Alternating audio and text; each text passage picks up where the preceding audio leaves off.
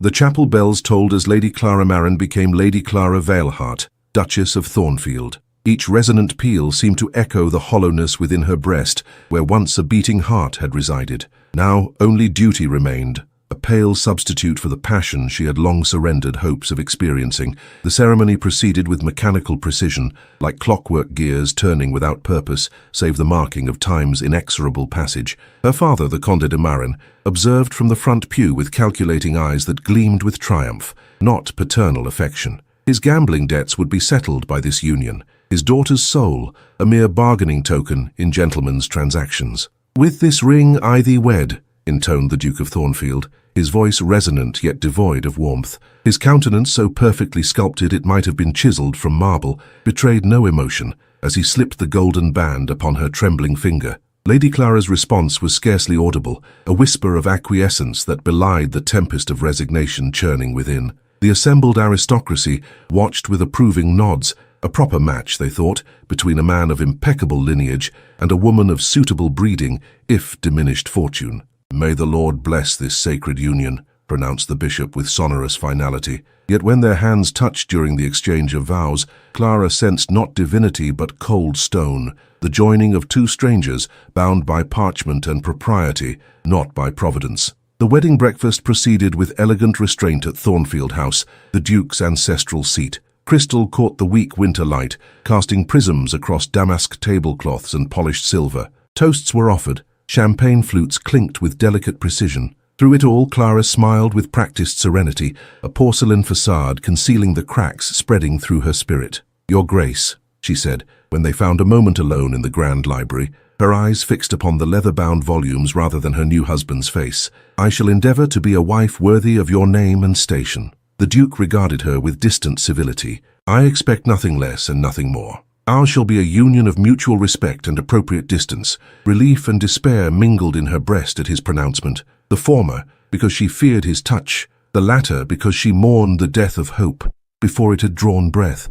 "Very well," she replied, her voice steady despite the trembling within. "I understand your wishes perfectly." That evening, the Duchess retired to her chambers while maids unpacked her modest trousseau. The room was elegantly appointed yet sterile, like a beautiful mausoleum. When her lady's maid finished brushing her hair, 100 strokes as tradition dictated, Clara dismissed her with gentle finality. Alone, she approached the window, where moonlight spilled across the parquet floor. Beyond the glass lay the vast Thornfield gardens, sculpted hedgerows and stone pathways stretching toward distant woods, a kingdom of order and restraint. She pressed her fingertips to the cold glass and closed her eyes. A prayer formed in her mind, but remained unspoken. She had long ago lost faith in heaven's attention to earthly sorrows. The knock, when it came, startled her from reverie. 3 precise taps, neither demanding nor hesitant. "Enter," she said, drawing herself upright, composing her features into the mask of serene submission expected of a duchess on her wedding night. The door opened, and her husband stood upon the threshold, clad in a midnight blue dressing gown. His expression revealed nothing of his intentions or expectations. "Madam," he said with formal correctness, "I trust you find your accommodations satisfactory." "Indeed, Your Grace, they are most commodious." He nodded once, stepping into the room and closing the door behind him. The lock engaged with a soft, definitive click. Clara's breath caught in her throat, not from anticipation but from the resigned acceptance of what must follow. She had been raised to understand her wifely obligations. Duty, always duty, the cornerstone of noble existence. The Duke approached, each measured step closing the distance between their bodies, while the gulf between their souls remained vast as oceans. "Before we proceed with what convention demands," he said, his voice low and measured, "I believe we should establish understanding between us." She lifted her gaze to his, surprised to find not lust, but something akin to weariness in his grey eyes. "Understanding, Your Grace?" "Indeed." He moved to the window where she had stood moments before. "This marriage was arranged for practical purposes. I required a wife of suitable lineage. Your father required financial salvation. These facts need not be obscured between us." Clara nodded, unable to speak past the constriction in her throat. "What passes between us this night and hereafter shall be conducted with dignity and respect," he continued. "I do not expect passion where none exists, nor shall I demand displays of affection for public consumption beyond what propriety requires." The Duke turned, moonlight silvering his severe profile. "Have I made myself clear, madam?" "Perfectly clear, Your Grace." "Very well." He approached her once more, his expression inscrutable. "Shall we proceed with what custom dictates?" Clara lowered her eyes and nodded, her hands clasped before her to disguise their trembling. The candle on her nightstand guttered in a sudden draught, its flame wavering between light and darkness, just as her soul teetered between resignation and despair. Morning arrived with austere brilliance, winter sunlight streaming through frost-etched window panes. Clara awakened alone, the empty space beside her bearing only the faintest impression to suggest her husband had been present at all. The night had passed as he had promised, with dignity and distance, their bodies performing what duty demanded, while their spirits remained locked in separate chambers. She rose and rang for her lady's maid, assuming the mantle of duchess with each precise motion. Breakfast would be served at 8. Household accounts would require review at 10. Calls from neighboring estates might be expected by afternoon. Thus would her days proceed henceforth, measured in obligations rather than joys. When she descended the grand staircase, the Duke awaited her in the morning room, a newspaper held before him like a shield. He acknowledged her entrance with a slight inclination of his head. "Good morning, Your Grace," she offered, taking the chair opposite him at the breakfast table. "Indeed, I trust you slept well." His inquiry was posed with perfect politeness, devoid of genuine curiosity. "Quite well, thank you." Silence descended between them, broken only by the delicate clink of silver against porcelain. Clara buttered a piece of toast with methodical precision, though her appetite had abandoned her entirely. "I shall be occupied with estate business until dinner," he informed her, folding his newspaper with crisp movements. "You may wish to familiarize yourself with the household in my absence. Mrs. Winters, the housekeeper, will assist you in understanding your duties as mistress of Thornfield. Of course, I shall attend to it immediately." The Duke nodded, satisfied with her compliance. "Very good." He rose from the table, towering above her like a sentinel. "Until dinner, then." Left alone, Clara released a breath she hadn't realized she was holding.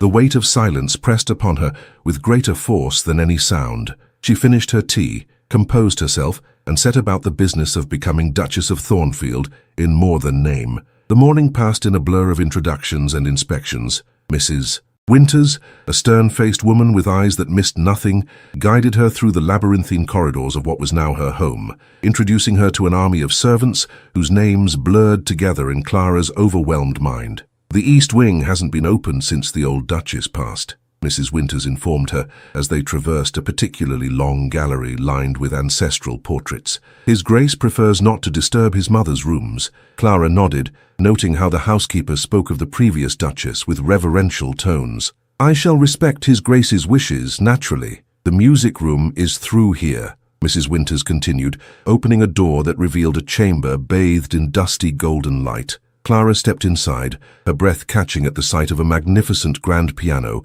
positioned beneath a tall window. Unbidden, her fingers twitched with memory and longing. "Do you play, Your Grace?" the housekeeper inquired, noting her reaction. "I did once," Clara replied softly, "many years ago. The old Duchess was quite accomplished. His Grace has kept the instrument tuned, though I cannot recall the last time anyone touched it." Clara approached the piano, drawn by some invisible thread of connection. She raised the fallboard with gentle hands, revealing ivory keys that gleamed with silent invitation. Without conscious thought, her fingers settled upon them, drawing forth a single perfect chord that resonated through the empty room. "I shall leave you to acquaint yourself further," Mrs. Winters said, withdrawing with a respectful curtsy. Alone in the music room, Clara allowed her fingers to whisper across the keys, coaxing forth fragments of melody she had composed in secret during her girlhood. The notes hung in the air like prayers, unspoken, yet deeply felt. She did not hear the door open, did not sense another presence until a floorboard creaked behind her. Her hands stilled instantly as she turned to find her husband standing in the doorway, his expression unreadable. "Your Grace," she said, rising quickly from the bench. "Forgive me, I did not expect—" "You play with considerable skill," he observed, stepping into the room. "I was not aware of your accomplishment." Clara lowered her gaze. "It has been some time since I practiced with any regularity. What was that piece? I do not recognize it." A flush warmed her cheeks. "It is nothing of consequence, merely something I composed as a girl." Something flickered in his eyes. Surprise, perhaps, or curiosity. "You compose as well as perform?" "I would not dignify my efforts with such a term," she demurred. "They are merely scribblings, emotional indulgences." The Duke approached the piano, examining the polished surface as though it might reveal secrets. "My mother played daily. This room was her sanctuary." His voice held an unfamiliar note, softer, less certain. Mrs. Winters mentioned as much. I shall not intrude upon your memories if you prefer the instrument remain untouched. He considered her words, his fingers trailing across the piano's edge. No, he said finally. It was made to be played, not preserved as a relic. You may use it whenever you wish. Clara inclined her head, surprised by this unexpected concession. Thank you, Your Grace. An awkward silence stretched between them before he spoke again. I must return to my affairs. Dinner is served at 7. With that, he departed, leaving Clara alone once more with the piano and the lingering resonance of notes that had momentarily bridged the chasm between them. Later that afternoon, while exploring the library, Clara discovered a leather portfolio tucked between volumes of poetry. Inside lay sheets of music, notated in a delicate feminine hand. At the top of the first page, a title was inscribed, Hymn for the Forgotten. The Duchess traced the faded ink with trembling fingers, feeling as though she had uncovered something deeply personal, a voice silenced by time, yet preserved in musical notation. She was so absorbed that she failed to notice the approaching footsteps until a shadow fell across the pages. I see you have found my mother's compositions, said the Duke, his voice startling her from reverie. Clara hastily closed the portfolio. Forgive me. I did not mean to pry into private matters. There is nothing to forgive. He extended his hand, and she passed him the leather case. He opened it with careful reverence, his eyes scanning the notations. She worked on this piece during her final illness. It remained unfinished at her passing. Something in his tone, a subtle catch, barely perceptible, hinted at depths of feeling carefully concealed beneath his stoic exterior. It is titled, Hymn for the Forgotten, Clara observed softly. Indeed. The Duke closed the portfolio, his expression once again impenetrable. My mother believed music spoke truths that words could not express. Before Clara could respond, the library door opened to admit the butler. Pardon the interruption, Your Grace, but a messenger has arrived from London with urgent correspondence. The Duke nodded. Very well, I shall attend to it immediately. As he moved to depart, he hesitated, then placed the portfolio in Clara's hands. Perhaps you might consider completing it someday. It seems a pity to leave a voice half expressed. With that cryptic statement, he followed the butler from the room, leaving Clara clutching the unfinished hymn against her breast like a fragile bird. She opened it once more, studying the notations with newfound understanding. The title page fluttered slightly, revealing what appeared to be an alternate title crossed out beneath the one she had read, Hymn for the Unheard. A fortnight passed in the measured rhythm of aristocratic life. Clara adapted to her role as Duchess with outward grace, overseeing household matters with quiet efficiency, yet beneath the surface of propriety, currents of unspoken feeling gathered strength. The Duke maintained his promised distance, their interactions limited to brief exchanges at mealtimes and occasional encounters in the library or corridors. Each night, he would appear at her chamber door with clockwork predictability. Their marital duties were performed with detached courtesy, bodies joined while souls remained resolutely separate. Each morning, she would awaken alone, as though his presence had been merely a dream, or perhaps a visitation, ghost-like in its transience. On this particular morning, however, the established pattern altered. Clara descended for breakfast to find not her husband, but his mother's portrait awaiting her in the morning room. It had been moved from the gallery overnight, and now occupied the space above the mantelpiece, the former Duchess's serene countenance gazing down upon the breakfast table with enigmatic benevolence. His Grace ordered it placed here at first light, explained the butler when Clara inquired. He departed for the tenant farms before dawn and indicated he would not return until evening. Clara studied the portrait with renewed interest. Lady Catherine Veilhart had possessed beauty of a refined, ethereal quality. Dark hair swept elegantly upward, revealing a slender neck and delicate collarbones. But it was her eyes that commanded attention, piercing yet gentle, knowing yet compassionate. She appears to have been a remarkable woman, Clara observed. Indeed, Your Grace, the most gentle of souls, yet possessed of uncommon strength. The butler's voice softened with evident fondness. She transformed this house from a mausoleum into a home. Clara's gaze remained fixed upon the painted eyes that seemed to look through her rather than at her. How long has she been gone? These 10 years past, Your Grace. His Grace has never fully recovered from the loss, though he would permit no one to speak of it. This revelation illuminated something of her husband's remote demeanor, grief calcified into habit over a decade of solitude. Clara felt a flutter of compassion stir within her breast, quickly suppressed by the reminder that understanding was not the same as intimacy. After breakfast, drawn by some inexplicable impulse, Clara returned to the music room. The Duke's mother's portfolio lay upon the piano where she had left it days earlier. She opened it with reverent care and began to play the unfinished hymn, allowing the notes to guide her fingers across the keys. The melody was haunting, minor chords resolving unexpectedly into moments of transcendent beauty before descending once more into melancholy depths. It ended abruptly mid-phrase, as though the composer had been interrupted mid-thought, or perhaps as though she had reached the limits of what mortal hands could express. Clara sat in silence when the final notated chord faded. Then, hesitantly, her fingers found the keys once more, continuing the interrupted phrase with her own musical intuition. Notes formed beneath her touch, not an imitation of Lady Catherine's style, but a response to it, a conversation across time and silence. She did not consciously compose, merely allowed her soul to speak through her fingers. Tears blurred her vision as the music flowed from some wellspring of emotion she had long denied existed within her. When at last she lifted her hands from the keys, she was startled to discover that twilight had descended, casting the room in violet shadows.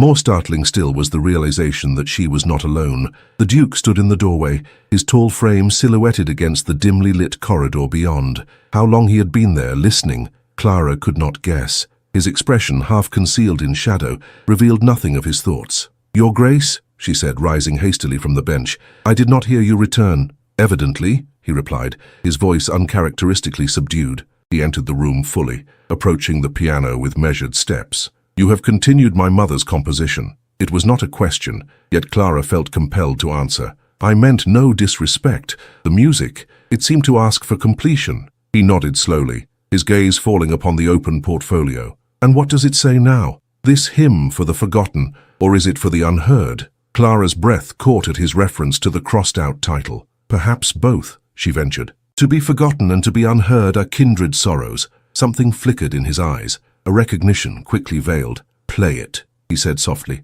"Play it in its entirety." It was the first direct request he had made of her that extended beyond duty. Clara hesitated only a moment before seating herself once more at the piano. Her fingers trembled slightly as they settled upon the keys, but when she began to play, all uncertainty vanished. The music filled the darkening room, Lady Catherine's composition flowing seamlessly into Clara's continuation. The melody spoke of longing and loss, of silenced voices and unspoken truths. As the final notes resolved into unexpected harmony, Clara felt rather than saw her husband move closer. "You understand," he said, his voice barely audible above the lingering resonance of the final chord. "Understand what, Your Grace?" The language of the unspoken. He reached past her to close the portfolio with gentle finality. "My mother would have approved of your completion." Clara looked up at him, momentarily emboldened by the intimacy of shared music. "Did you love her very much?" The question was unconscionably direct, yet he did not rebuke her for it.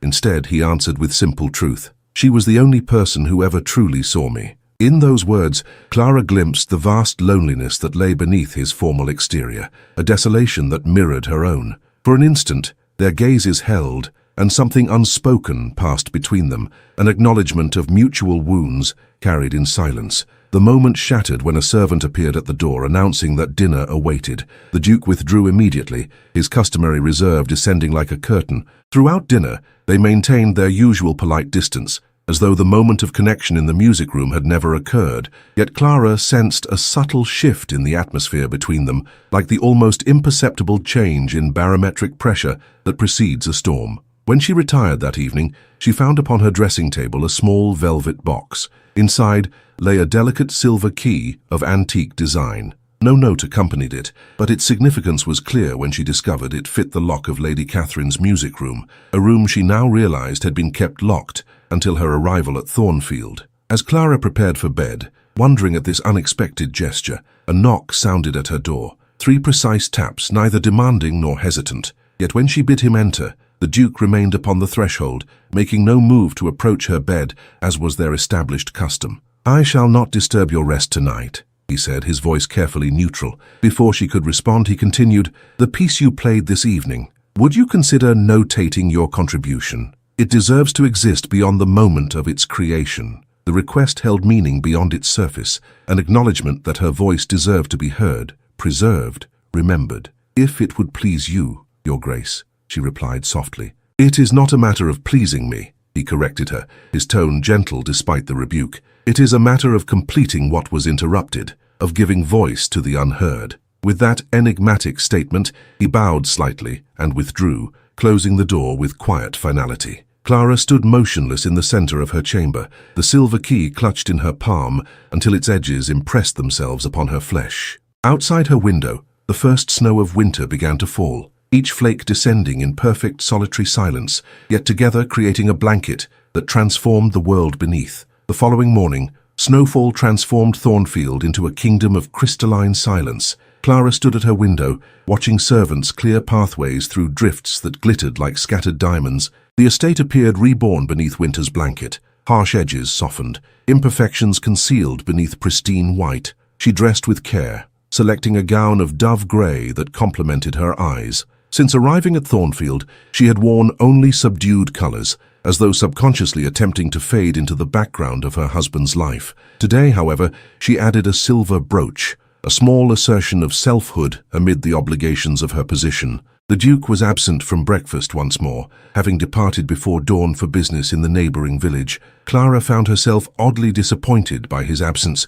though she quickly dismissed such feelings as foolish sentimentality born of their brief musical connection. After attending to household correspondence, she made her way to the music room, drawn by the silver key that now hung from a slender chain about her neck. The room awaited her like a confidant, sunlight streaming through tall windows to pool upon the polished floor. Clara seated herself at the piano and began the meticulous process of transcribing the continuation she had composed for Lady Catherine's unfinished hymn. Notes flowed from memory through her fingers and onto the page, a translation from ephemeral sound to permanent record. "You have a remarkable gift," said a voice from the doorway. Clara turned, startled to find not her husband but an elderly woman observing her with keen interest. The visitor's silver hair was arranged in an elegant coiffure, her black silk gown suggesting both wealth and mourning. "Forgive me," the woman continued, advancing into the room with the aid of an ebony walking stick. "I did not mean to intrude upon your solitude.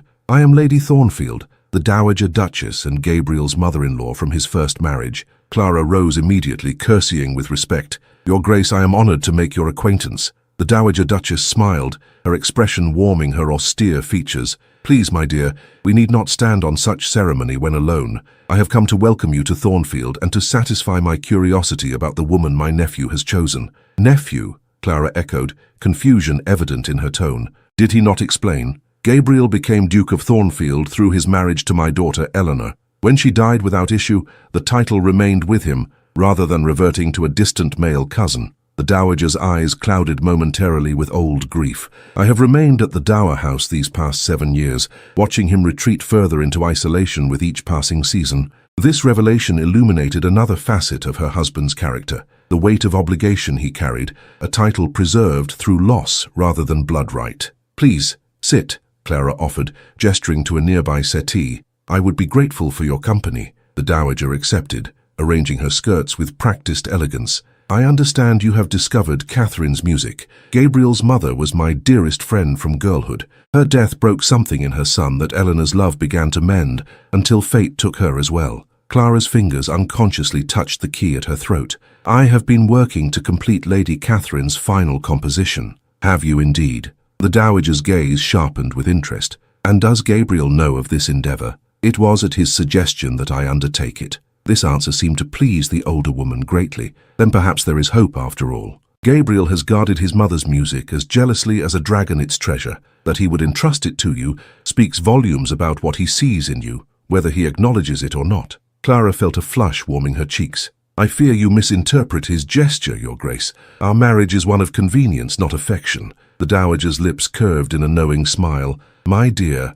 I have observed Gabriel Valhart since he was a solemn child of 7. He does nothing without purpose, grants nothing without reason. If he has given you access to Catherine's music, it is because he recognizes something in your soul that resonates with his own." Before Clara could formulate a response to this startling assessment, a commotion erupted in the entrance hall. Raised voices penetrated even the solid oak door of the music room, one in particular striking Clara with the force of a physical blow. "I demand to see my daughter immediately," bellowed the unmistakable voice of the Conde de Marennes. Clara rose instinctively, her body tensing as though bracing for impact. The Dowager Duchess observed her reaction with shrewd understanding. "Your father, I presume?" she inquired, her tone deceptively mild. "Yes," Clara whispered, her composure crumbling beneath the weight of memories his voice evoked. Sharp words, disappointed glares, the constant reminder that she had failed to be the son he desired. "Then we shall meet him together,"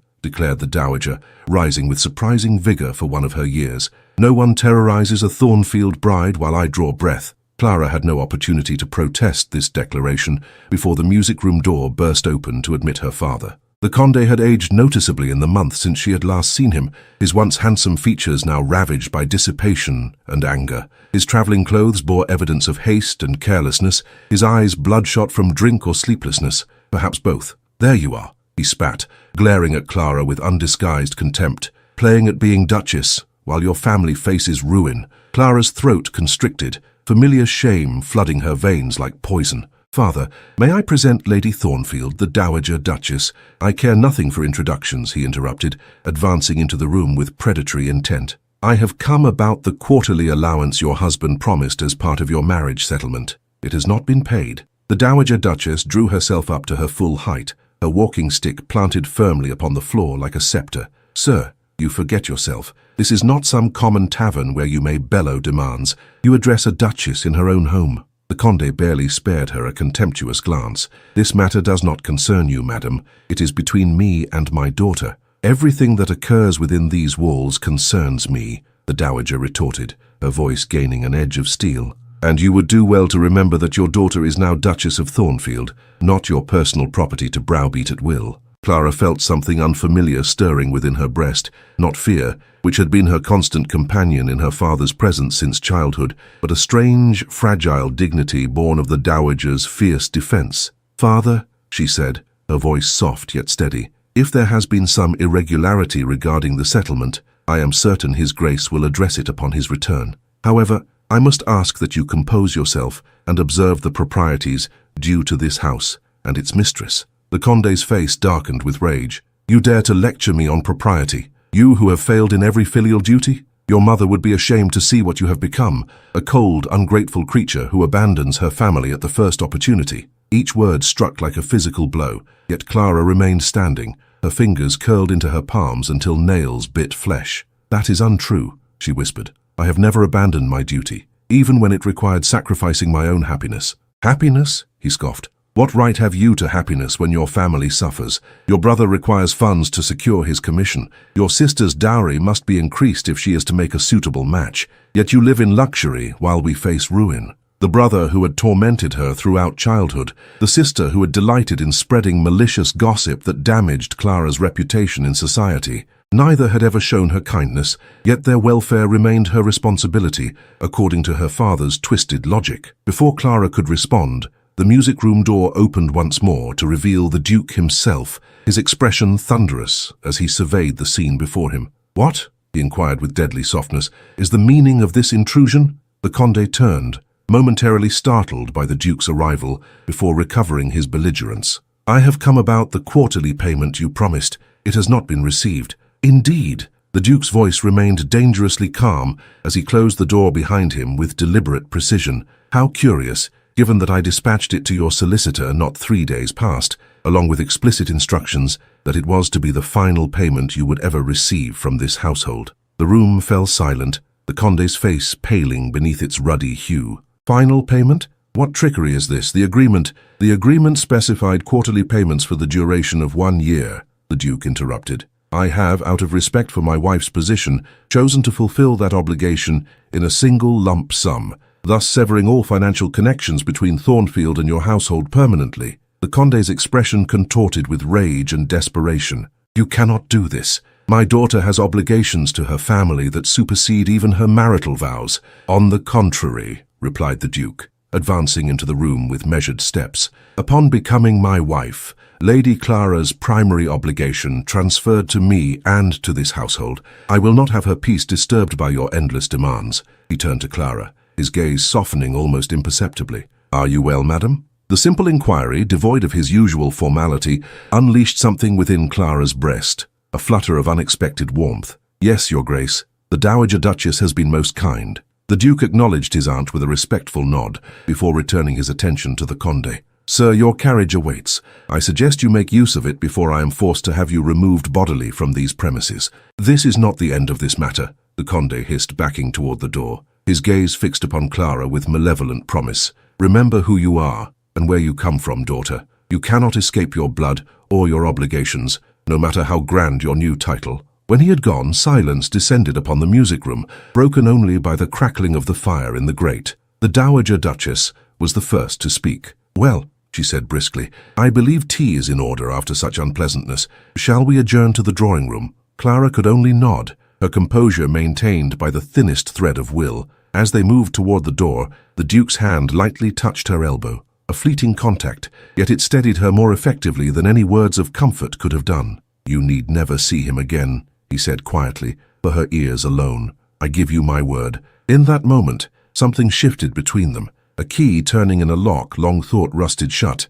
January deepened, enfolding Thornfield in ever more elaborate manifestations of winter's artistry. Frost etched delicate patterns across window panes, icicles hung like crystal daggers from eaves, snow piled in sculptural drifts against ancient stone walls. Inside, fires blazed in grand hearths, casting flickering light across polished floors and burnished wood. Clara found herself settling into an unexpected rhythm within her marriage. The Duke no longer visited her chamber at night, their brief physical connection apparently deemed sufficient for propriety's sake. Instead, they established a different, more meaningful communion. Hours spent in the library or music room, often in silence, yet a silence that gradually transformed from awkward to companionable. She continued working on the completion of Lady Catherine's hymn, sometimes aware of her husband's presence as he stood by the window, listening with an intensity that suggested he heard far more than mere notes. On rare occasions, he would offer a suggestion, perhaps a minor seventh there,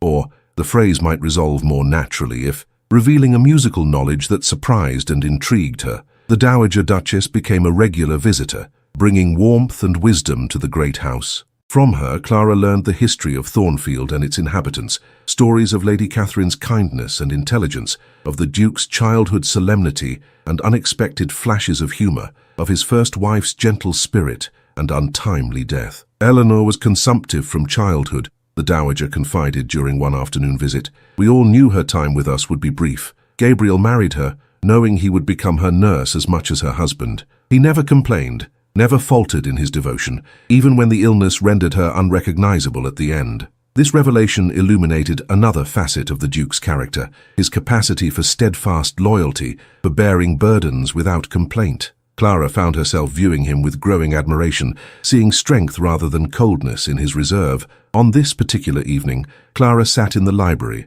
attempting to lose herself in a volume of poetry. The Duke had departed that morning for London on urgent business, leaving the great house feeling strangely empty, despite its many servants and vast dimensions. She had grown accustomed to his presence, she realized, the sound of his footsteps in the corridor, the rustle of pages turning as he read in his chair by the fire, the occasional glance that met hers across a room with increasing warmth. A discreet knock interrupted her reverie. "Enter," she called, expecting Mrs. Winters with some household matter requiring attention. Instead, the butler appeared, bearing a silver salver upon which rested a letter sealed with unfamiliar wax. "This arrived by special messenger, Your Grace." Clara accepted the missive with a murmured thanks. The handwriting was unknown to her, the seal bearing no recognizable crest. Breaking it open, she unfolded the single sheet within and began to read. With each word, her blood ran colder, her fingers clutching the paper until it crumpled beneath her grasp. The letter contained no signature, yet its message was devastatingly clear.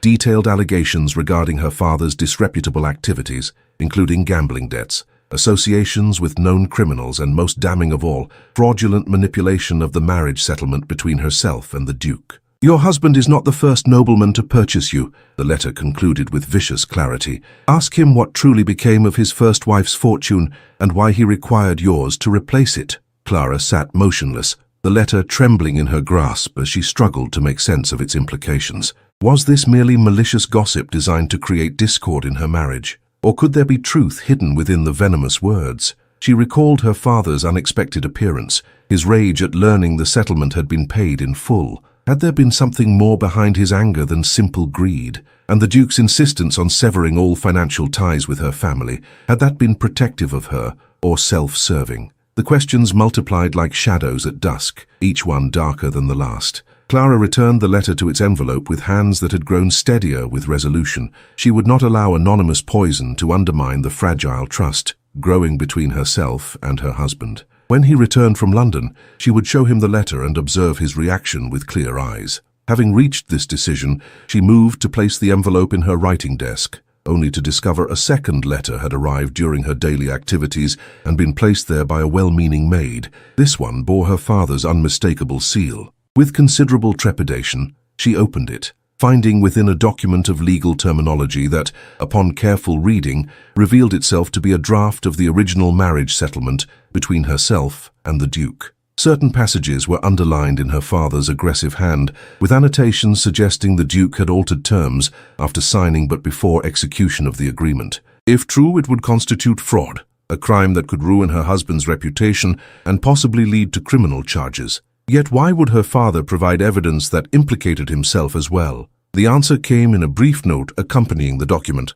Destroy the original agreement in your husband's possession, replace it with this amended version, and the quarterly payments will continue as promised. Refuse, and I shall be forced to reveal the Duke's perfidy to the authorities, bringing scandal upon us all. Blackmail. Her father was attempting to blackmail her into betraying her husband. Clara's breath came in shallow gasps as the full implications clarified in her mind. This was the true reason behind his unexpected visit. His rage at learning the settlement had been paid in full. Without the leverage of ongoing payments, he had resorted to this desperate gambit. But was there truth to his allegations? Had the Duke indeed altered their marriage settlement fraudulently? And if so, for what purpose? Clara carefully refolded both letters and secured them in a hidden compartment of her writing desk. The peaceful rhythm of her days at Thornfield now seemed a naive illusion, shattered by these twin revelations. Trust, so tentatively established between herself and her husband, hung by a thread that these accusations threatened to sever. The library door opened without warning,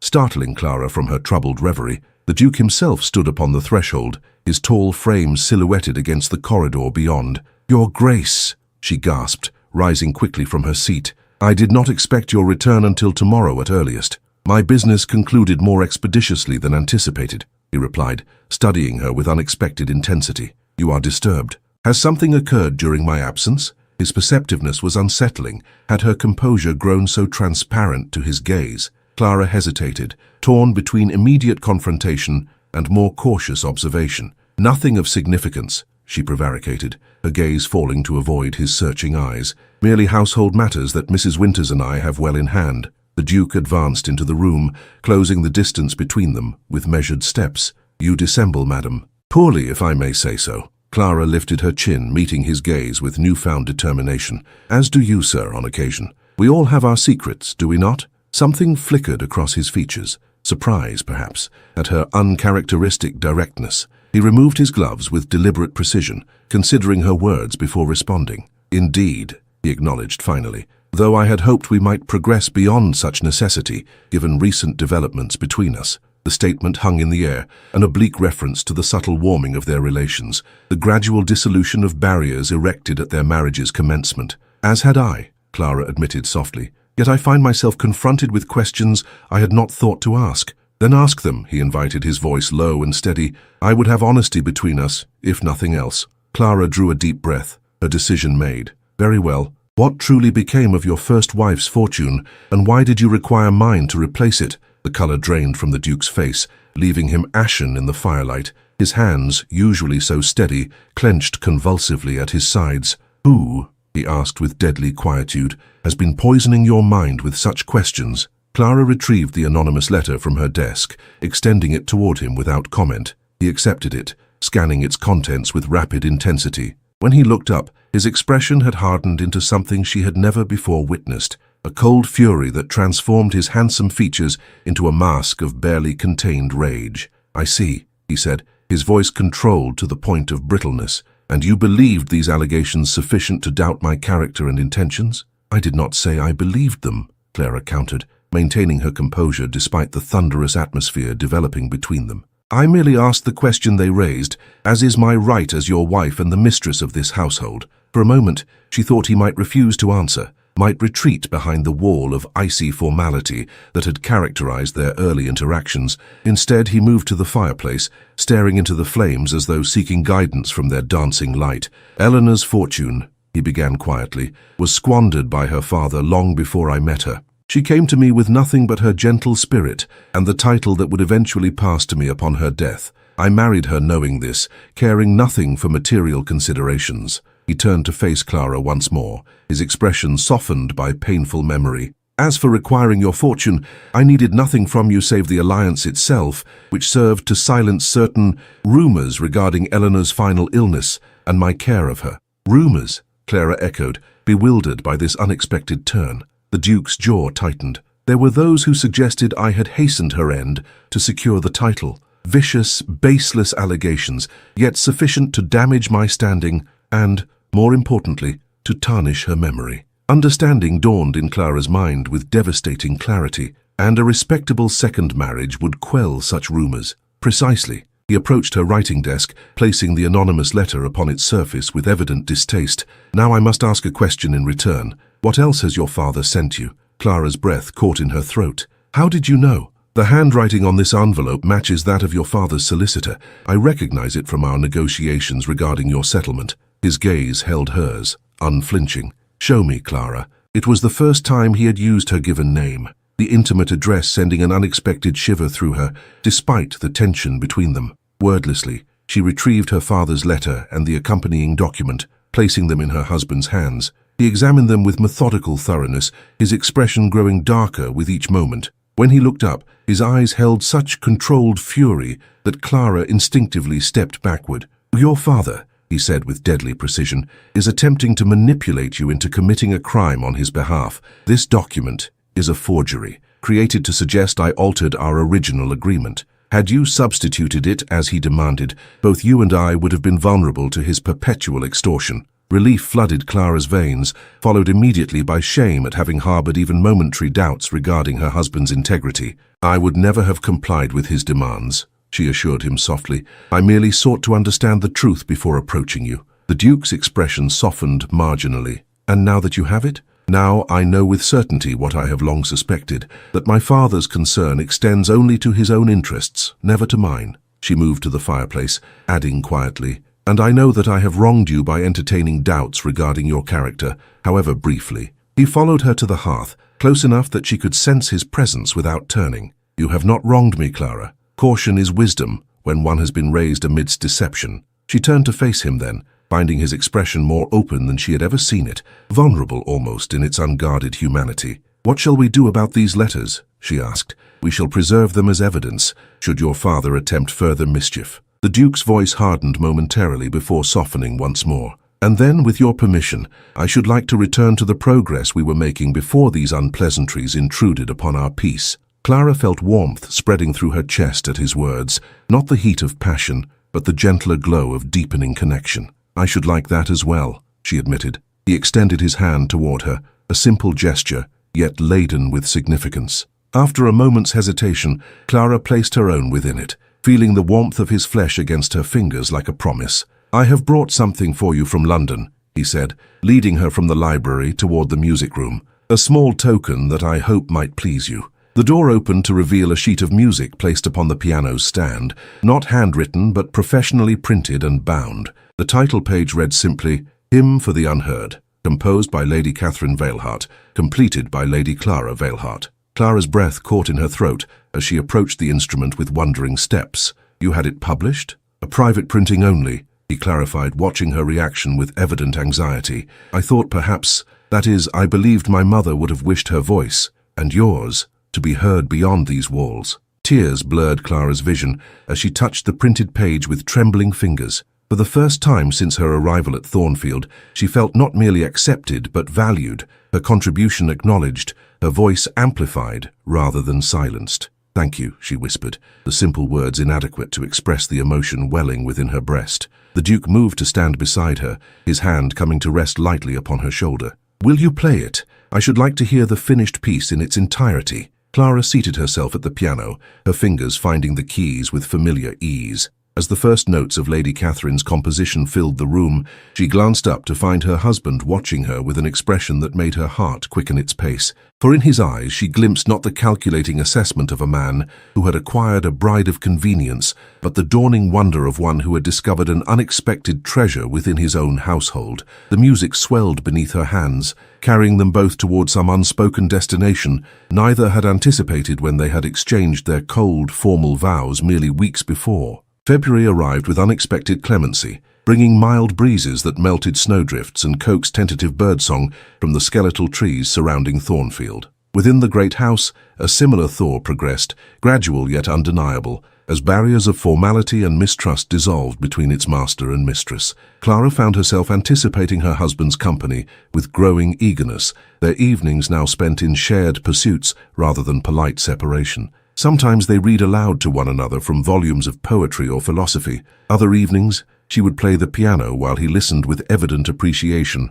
Occasionally, they simply sat in companionable silence, each absorbed in private thoughts, yet somehow together in their solitude. They had not spoken further of her father's attempted blackmail, nor of the anonymous letter that had precipitated their most honest conversation. These matters had been sealed away with the documents themselves in the Duke's private safe, acknowledged but not permitted to cast shadows over their evolving relationship. On this particular afternoon, Clara sat in the conservatory, a space she had discovered and reclaimed from neglect during her exploration of Thornfield's lesser-used chambers. The glass-walled room caught the pale winter sunlight, nurturing the few hardy plants that had survived years of minimal attention. With Mrs. Winter's permission, Clara had ordered the space thoroughly cleaned and had begun the process of restoring it to its former glory, already envisioning the profusion of blooms that might grace its shelves come spring. "You have worked wonders here," observed the Dowager Duchess, who had arrived for her customary afternoon visit and accompanied Clara on her rounds of the estate.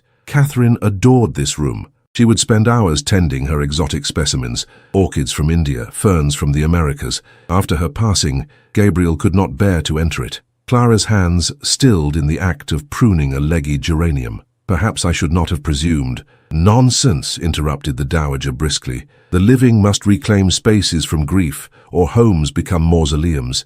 Gabriel understands this, even if he cannot yet articulate it." They worked together in comfortable silence for some minutes, the Dowager seated on a wrought-iron bench, while Clara continued her gentle renovation of the neglected plants. "He watches you, you know," the older woman remarked casually, adjusting her shawl against the slight chill. "When you are occupied elsewhere, playing the piano, reading in the library, overseeing the household, I have not seen such attention in his gaze since Eleanor." Clara felt warmth rising to her cheeks, her hands suddenly unsteady as she clipped a withered stem. "You mistake his interest, Your Grace. The Duke merely observes my management of his household, ensuring I perform my duties adequately." "My dear," the Dowager replied with gentle amusement, "I have observed men watching women for nearly 7 decades. I know the difference between assessment and admiration. Gabriel looks at you as one who has discovered an unexpected oasis after years of traversing desert wastes." Before Clara could formulate a response to this startling declaration,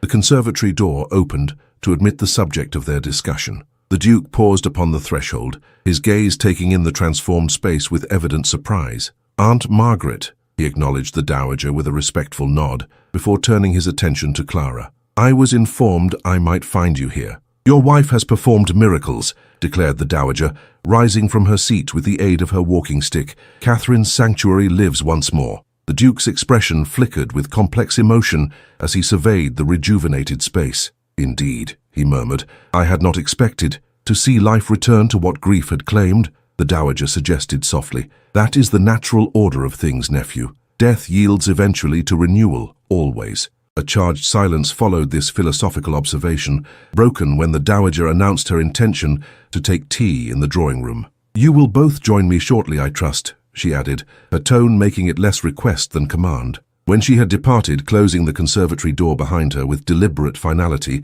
Clara and the Duke found themselves alone amid the greenery and watery sunlight. "I hope I have not presumed too greatly in restoring this space," Clara ventured, suddenly anxious that she had trespassed upon sacred memory. The Duke approached slowly, his gaze traveling from the pruned plants to the cleaned glass panes, through which afternoon light streamed in misty radiance. "On the contrary," he replied, his voice unusually gentle. You have reminded me that beauty need not be abandoned to decay merely because its original cultivator is gone. He reached out to touch a fragile fern frond, his fingers surprisingly delicate for a man of his stature. My mother would be pleased, he added softly. She always said gardens were proof of hope. One plants without certainty that one will live to see the bloom. Clara watched his profile, struck by the vulnerability evident in his expression, a softening of the stern features she had first encountered upon their wedding day. I found sketches, she admitted, in a portfolio beneath the potting bench, plans for spring plantings, drawings of arrangements. I thought perhaps when the weather warms fully,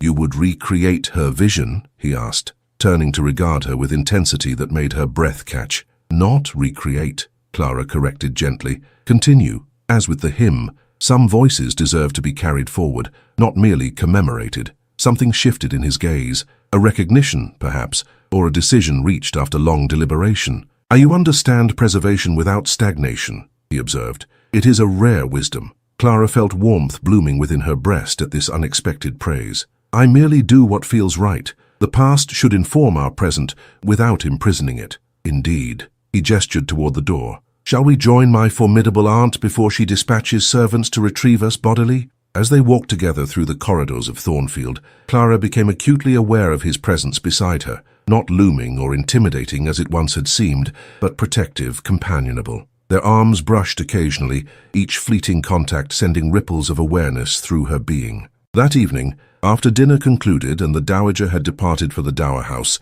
the Duke invited Clara to join him in the library rather than retiring immediately, as was their custom. I have received correspondence from London that concerns us both, he explained, leading her to the comfortable chairs arranged before the fireplace. Clara felt a flutter of apprehension, remembering the last time unexpected correspondence had disrupted their peace. Nothing unpleasant, I hope. Quite the contrary. He retrieved a letter from his desk drawer, returning to seat himself opposite her. It seems your musical collaboration with my mother has attracted attention beyond our private circle. The Royal Philharmonic Society has requested permission to perform Hymn for the Unheard at their spring concert series. Clara's hand flew to her throat in astonishment. But how did they obtain knowledge of its existence? You said the printing was private. I may have sent a copy to my mother's former music master, who now serves as conductor for the society. The Duke's expression held a hint of sheepishness, an endearing crack in his usual composure. I did not anticipate such an enthusiastic response.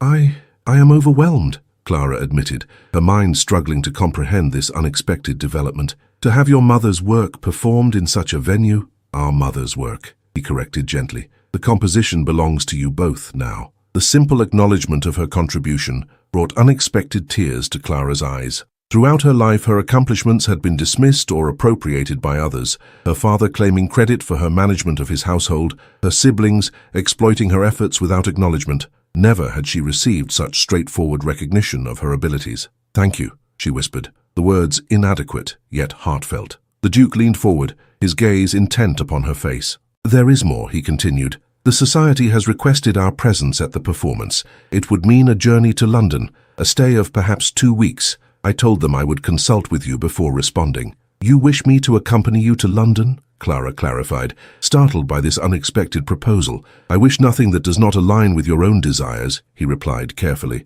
But yes, I would be honored to present you to society as my Duchess, not merely as an adjunct to my position, but as an accomplished woman in your own right. The offer represented far more than a simple journey. It was a public declaration of his respect, perhaps even his growing affection. Clara felt her heart quickening at the implications. I should like that very much, she admitted softly. His expression warmed with evident pleasure at her acceptance. Then I shall make the arrangements. We will depart at month's end, when travelling conditions improve further. They sat in comfortable silence for several moments, the fire crackling gently in the grate, casting flickering shadows across the book-lined walls. Clara found herself studying her husband's profile, the strong line of his jaw, the thoughtful set of his mouth, the occasional reflection of firelight in his eyes. How different he seemed from the cold, formal man who had stood beside her at the altar merely months ago. Gabriel, she said, using his given name for the first time, the intimate address causing him to turn toward her with surprise evident in his features.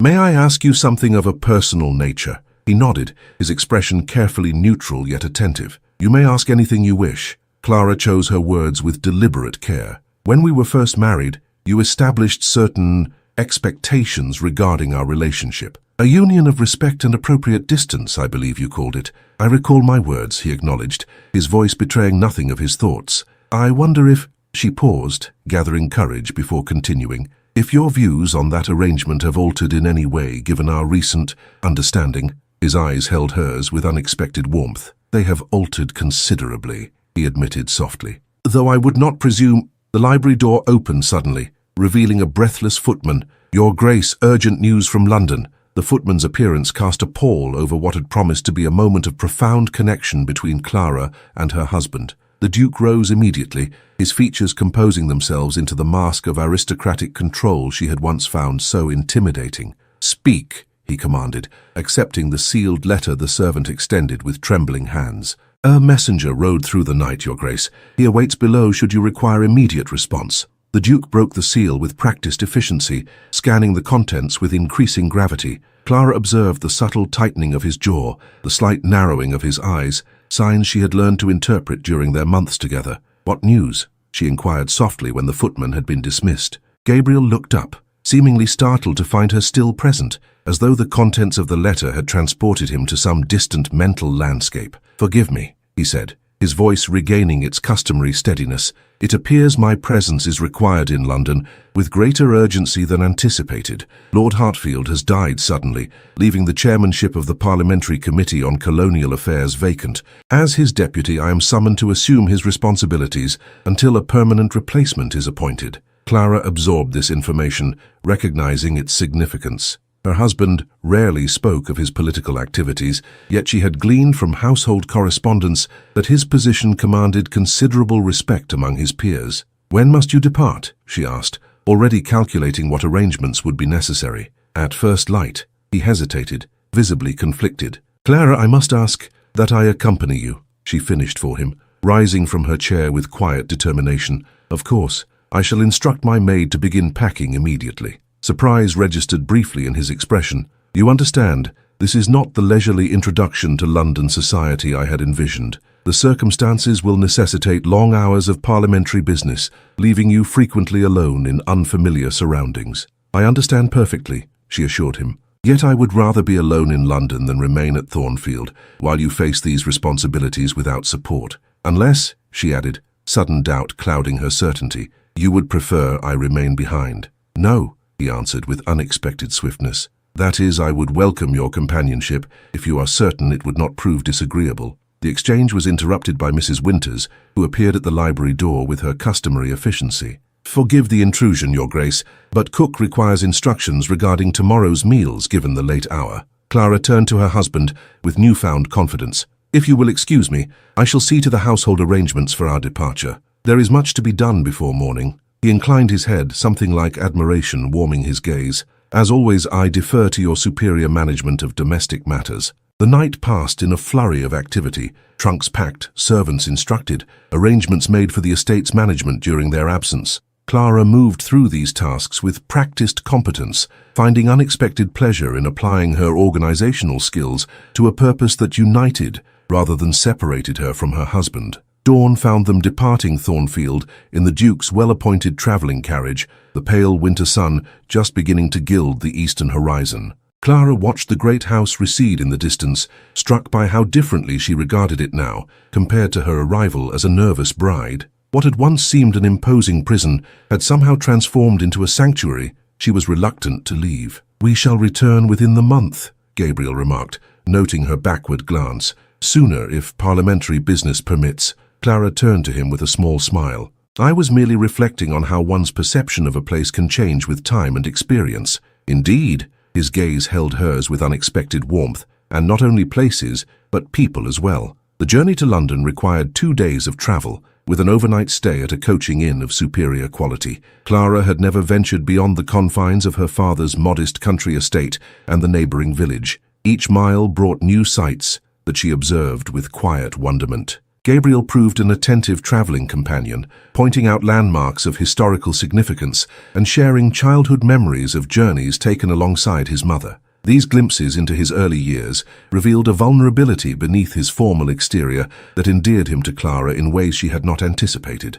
They arrived in London as evening descended, the city's countless windows glowing with lamplight against the darkening sky. Clara peered from the carriage window, momentarily overwhelmed by the cacophony of sounds, the press of buildings, the sheer vitality of metropolitan existence. "It can be rather overwhelming at first," Gabriel observed, watching her reaction with gentle understanding, "though you will find our townhouse provides adequate sanctuary from the city's ceaseless activity." The Thornfield London residence occupied a prime position in Grosvenor Square, its elegant facade distinguished by tasteful restraint rather than ostentatious display. A liveried butler and several footmen awaited their arrival, moving with practiced efficiency to unload luggage and escort them within. "Welcome to Thornfield House, Your Grace," the butler intoned, bowing deeply to Clara. "We have prepared the Duchess's suite as instructed." Gabriel escorted her through the entrance hall, its proportions less imposing than Thornfield proper, yet no less elegant. "I regret that I must attend to correspondence immediately," he explained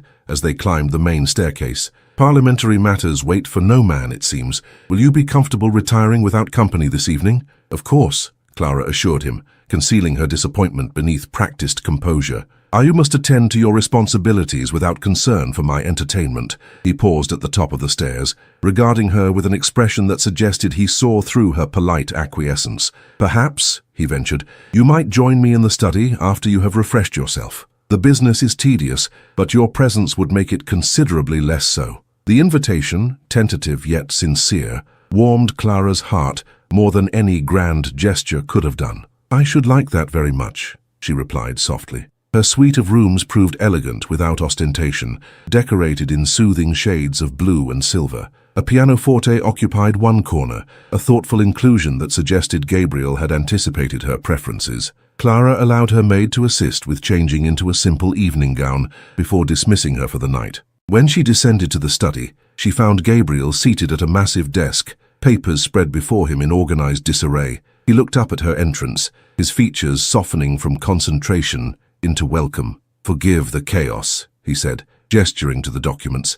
Lord Hartfield's affairs were not maintained with particular system. Clara moved to stand beside him, surveying the jumble of correspondence, reports, and parliamentary notes. "Perhaps I might assist? I have some experience organizing household accounts and correspondence." He regarded her with surprise that quickly transformed into thoughtful consideration. "These are not mere household matters, but affairs of state that many would consider beyond a woman's proper sphere." "And what do you consider my proper sphere?" she inquired, a gentle challenge in her tone. A smile, rare and transformative, briefly illuminated his features. "Increasingly I find myself unable to discern its boundaries. Very well. If you are willing, I would welcome your assistance." Thus began an unexpected partnership. As Gabriel explained the committee's function and challenges, Clara applied her organizational skills to imposing order upon chaos. Hours passed in comfortable collaboration, punctuated by occasional discoveries that prompted discussion, or even, surprisingly,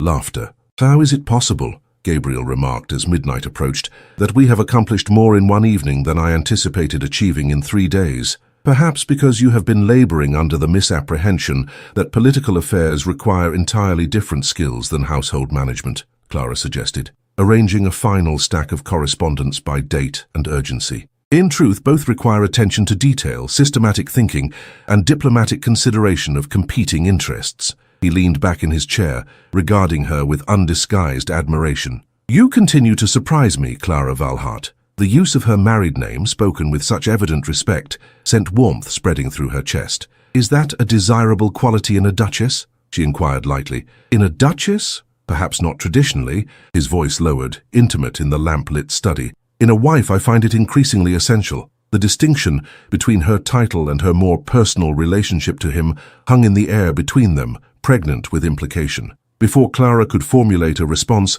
the mantel clock chimed midnight, breaking the moment's spell. "It grows late," Gabriel observed, rising from his desk with evident reluctance. "You must be exhausted from our journey." "A little," Clara admitted, though in truth she had never felt more vibrantly alive than in these hours of shared purpose. He escorted her to the foot of the stairs, pausing there with uncharacteristic hesitation.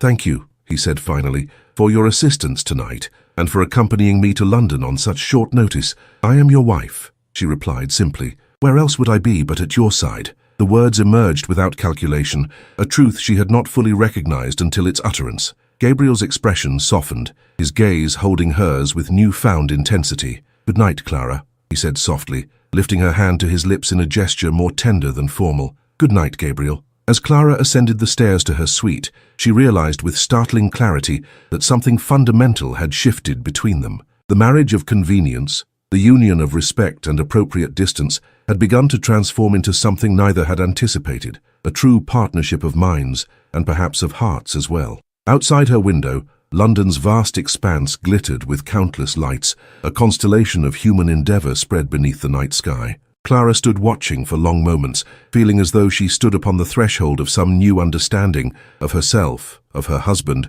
of the possibilities that lay before them. The soft knock at her chamber door startled her from reverie. "Enter," she called, expecting her lady's maid returning to assist with preparations for bed. Instead, Gabriel himself appeared, still fully dressed, his expression a complex mixture of determination and uncertainty. "Forgive the intrusion," he began, remaining upon the threshold. "But there is a matter I failed to address earlier, and I find I cannot rest until it is resolved." Clara moved toward him, concern evident in her features. "What troubles you at this late hour?" "Not trouble," he corrected quickly. "Rather an unfinished conversation." He drew a deep breath, as though gathering courage for some momentous declaration. "Earlier this evening in the library at Thornfield, you asked if my views regarding our arrangement had altered." Clara felt her heart quicken its pace, remembering the moment of connection that had been interrupted. "I did. I gave you no proper answer then. I should like to remedy that omission now if you are willing to hear me." She nodded, unable to trust her voice as hope and apprehension mingled in her breast.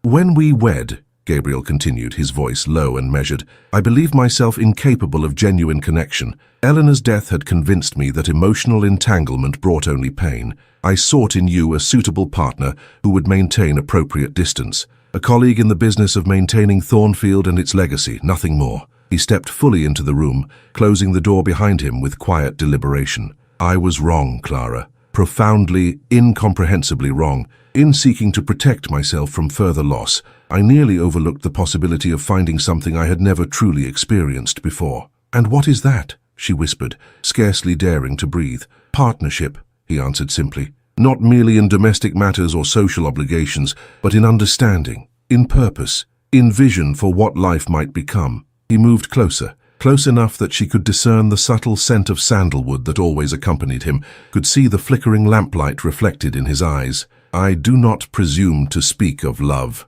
he continued carefully. "Such declarations would be premature, perhaps unwelcome, but I would ask if you might consider allowing our arrangement to evolve beyond its original parameters." Clara regarded him steadily, finding courage in his vulnerability. "I have long since ceased viewing our marriage as merely an arrangement, Gabriel. The question is whether you are prepared to do the same." "I am," he affirmed without hesitation, "though I cannot promise I will navigate this uncharted territory without missteps. Emotional openness does not come naturally to me after so many years of studied reserve." A smile, genuine and unguarded, curved Clara's lips. "Then we shall learn together, each making allowances for the other's uncertainties." Gabriel reached for her hand, enfolding it within his own with exquisite gentleness. "I would like that very much." The simple contact, freely offered and accepted, seemed to seal some unspoken covenant between them. Clara felt the last vestiges of guardedness dissolving, replaced by tentative yet unmistakable hope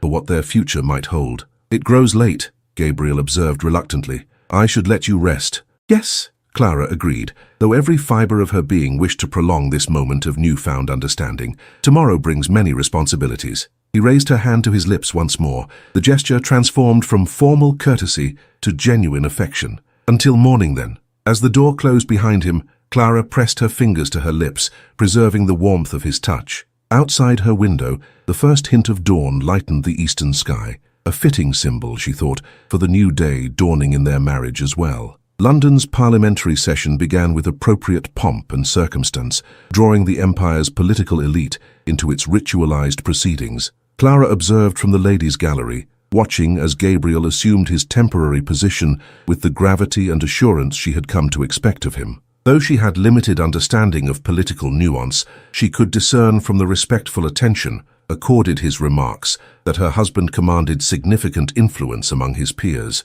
The days that followed established a pattern unlike anything Clara had experienced in her previous existence. Mornings found her overseeing the London household, while Gabriel attended parliamentary sessions. Afternoons often involved social calls, a parade of aristocratic wives and daughters arriving to scrutinize the Duke's new bride, their curiosity thinly veiled beneath layers of etiquette. "You have caused quite the sensation," remarked Lady Harrington, a sharp-eyed matron whose approval apparently carried considerable social weight. "The Duke of Thornfield has been considered London's most determinedly unavailable widower these past 7 years. Many a mama had given up hope of securing him for their daughters." Clara maintained a serene expression, despite the implied question in the older woman's statement. "His Grace honors me with his esteem," she replied simply. "Indeed," Lady Harrington observed with penetrating assessment, "and you appear to have earned it through more substantial qualities than mere beauty or fortune. How refreshing." Each evening, Clara and Gabriel would retire to his study, where they continued their collaborative approach to organizing the committee's business. These hours became the highlight of Clara's days. Comfortable silences, interspersed with substantive conversation, occasional touches that lingered longer than propriety strictly dictated, shared smiles that held growing warmth. On this particular evening, a formal diplomatic reception required the Duke and Duchess's attendance. Clara prepared with unusual care, her lady's maid arranging her hair in an elegant coiffure adorned with a simple strand of pearls, a gift from Gabriel that morning, presented with uncharacteristic shyness. "They were my mother's," he had explained, as she examined the lustrous spheres with wondering fingers. "I believe she would have approved of their new owner." Now, as Clara descended the main staircase in a gown of silver-blue silk that complemented her eyes, she found Gabriel awaiting her in the entrance hall, resplendent in formal evening attire. His expression as he beheld her sent warmth coursing through her veins. "You are magnificent," he said simply, offering his arm with courtly grace. "As are you," she replied, accepting the gesture with newfound confidence in her position both as Duchess and as wife. The reception was held at the Foreign Office, its grand ballroom illuminated by countless candles whose light reflected from crystal chandeliers and gilt mirrors. Distinguished guests from across Europe mingled with Britain's political and social elite, creating a tapestry of languages, titles, and diplomatic agendas. Clara remained at Gabriel's side through the initial formalities, accepting introductions with composed dignity. She had prepared diligently for this moment, studying diplomatic protocols and memorizing the names and positions of key figures they might encounter. "You navigate these waters with remarkable assurance," Gabriel observed during a brief moment of privacy between introductions. "One would think you had been born to diplomatic circles rather than thrust into them through marriage." "I observe and adapt," Clara replied with a modest smile, "though I confess I find the undercurrents of political alliance and rivalry rather similar to the social maneuverings of country neighborhoods,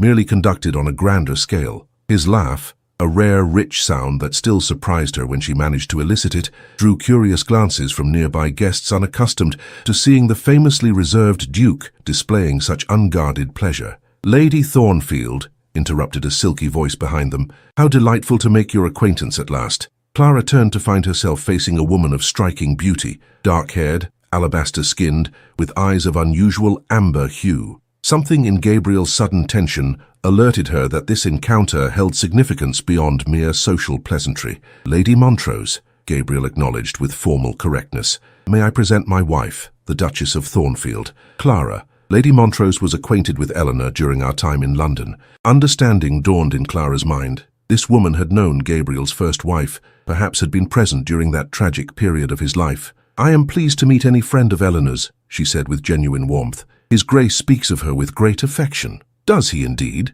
Lady Montrose's perfectly arched eyebrow rose in apparent surprise. "How evolved of him. There was a time when Eleanor's name could not be mentioned in his presence without provoking the most profound distress."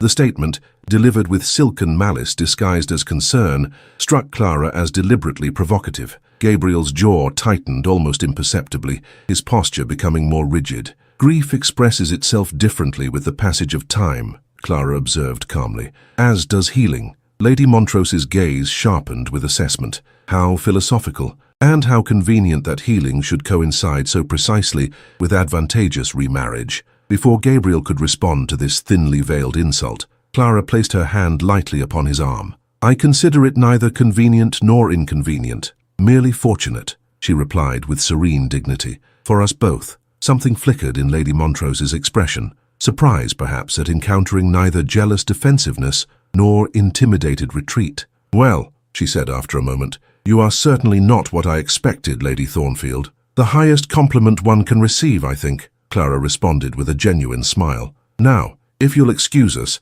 I believe the French ambassador is attempting to catch His Grace's attention." As they moved away, Clara felt Gabriel's hand cover hers where it rested upon his arm, a gesture of silent gratitude and approval. "That was masterfully handled," he murmured. "Victoria Montrose has made an art of cultivating discord through selective truths and strategic omissions." "She knew Eleanor well?" Clara inquired, keeping her tone conversational despite the undercurrent of tension the encounter had provoked. "They were childhood friends," Gabriel confirmed. Though their paths diverged significantly in adulthood, Eleanor maintained the connection out of loyalty rather than genuine affinity. He hesitated before adding quietly, "Victoria was among those who questioned my care of Eleanor during her final illness." Understanding crystallized in Clara's mind. This woman had been among those spreading the vicious rumors that had necessitated Gabriel's second marriage as a means of social rehabilitation. "I see," she said simply, allowing her hand to tighten briefly on his arm. "Then I am particularly glad to have made her acquaintance." Gabriel looked down at her with surprise. "Are you?" "Indeed. It is always valuable to know the source of poison in one's garden. Makes it much easier to apply the appropriate remedy." A smile, genuine and unguarded, transformed his features momentarily. "You continue to astonish me, Clara Valhart." The remainder of the evening passed in a whirl of introductions, diplomatic conversations, and the intricate dance of political socialization.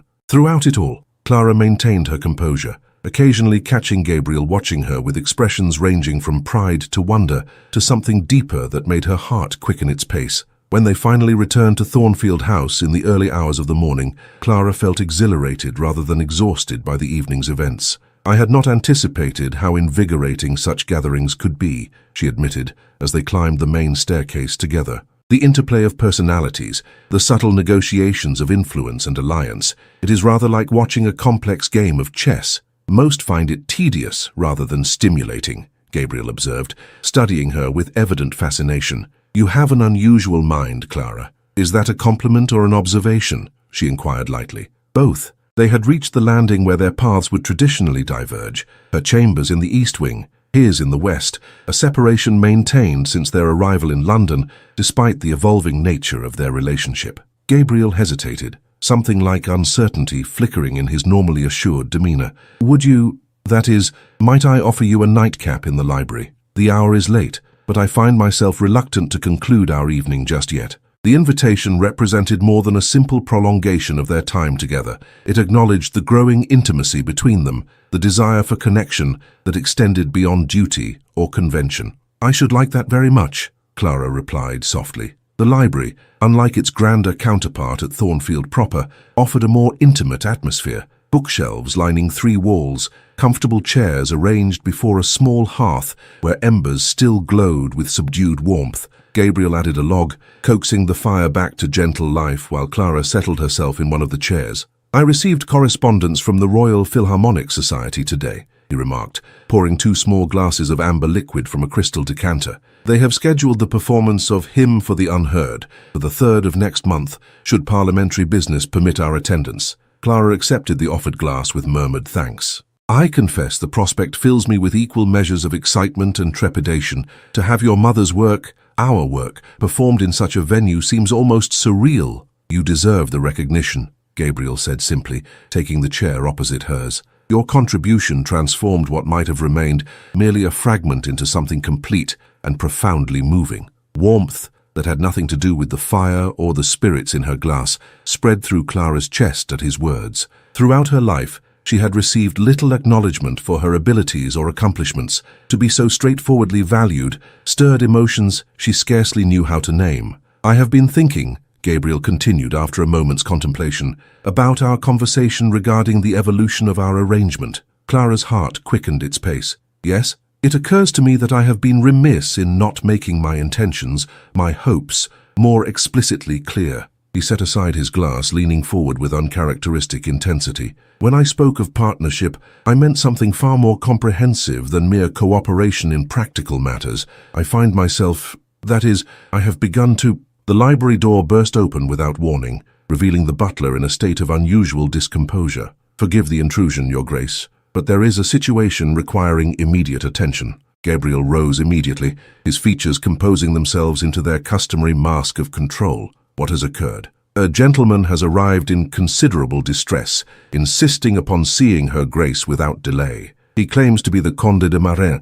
and refuses to depart despite the unseemly hour." Clara felt the blood drain from her face at this announcement. Her father's appearance in London, at their townhouse in the middle of the night, nothing good could come of such a visitation. Gabriel's expression darkened with controlled anger. "I believe I made my position regarding the Conde's access to this household perfectly clear." "Indeed, Your Grace. However, he appears—" The butler hesitated, choosing his words with diplomatic care. "He appears to be in some physical distress, possibly injured, and most insistent that the matter concerns her Grace's sister." Clara rose swiftly, her personal apprehension giving way to concern. Whatever her father's faults, if Isabel was in danger, she could not ignore the situation. "Where is he now?" "In the entrance hall, Your Grace. I took the liberty of offering refreshment, which he declined most forcefully." Gabriel turned to Clara, his expression grave. "You need not see him. Whatever manipulation he attempts, we can send him away with appropriate assistance if his condition truly requires it."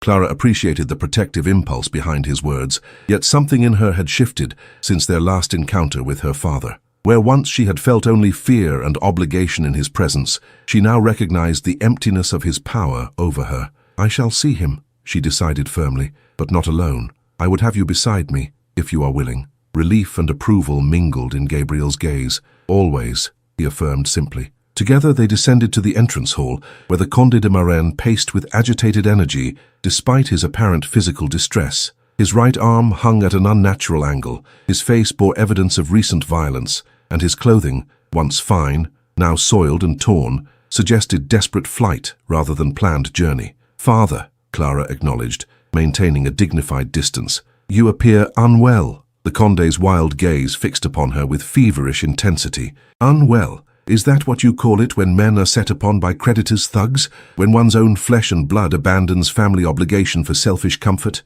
His voice rose with each word, edged with hysteria, and what Clara now recognized as genuine fear. "Perhaps you might explain the purpose of your visit more directly," Gabriel suggested, his tone deceptively mild, despite the tension evident in his posture. "It is uncommonly late for social calls." "Social?" The Conde barked a laugh entirely devoid of humor. "Nothing social about it, Thornfield. I've come because your wife's sister has been taken." Clara felt her breath catch. "Taken? What do you mean? By whom?" "By the Duke of Harrington's men," her father spat. "Or on his orders, at least. He claims Isabel attempted to compromise his son, that the family's reputation is at stake. They've spirited her away to some remote estate to await the scandal's resolution." Gabriel frowned, his analytical mind clearly processing this jumbled account. "Lord Harrington's son is barely 17, not yet of marriageable age. What possible compromise could have occurred?" "The girl was desperate," the Conde muttered, avoiding Clara's gaze. "After you cut off our funds, sacrifices had to be made, connections cultivated by whatever means necessary." Understanding dawned in Clara's mind with sickening clarity.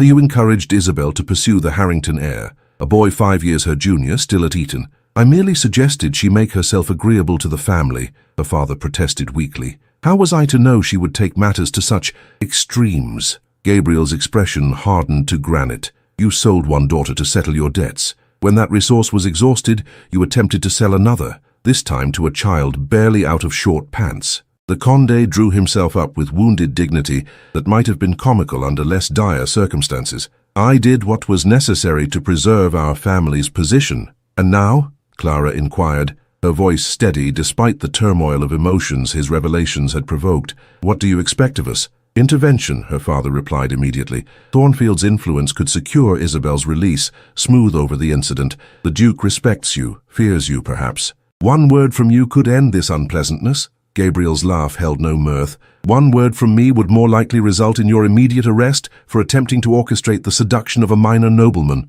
The law takes a rather dim view of such enterprises, particularly when they cross the boundaries between coercion and consent." The Conde blanched, his already pallid features growing ashen. "You wouldn't dare. The scandal would touch your own household through Clara. I think you underestimate society's capacity to distinguish between those who commit transgressions and those merely connected to transgressors by blood," Gabriel observed coldly. "My wife's reputation is beyond reproach. Yours, however, appears increasingly indefensible. Clara placed a restraining hand upon her husband's arm, not in defense of her father, but in recognition of the larger issue at stake. Isabel may have been misguided, even culpable, but she remains my sister.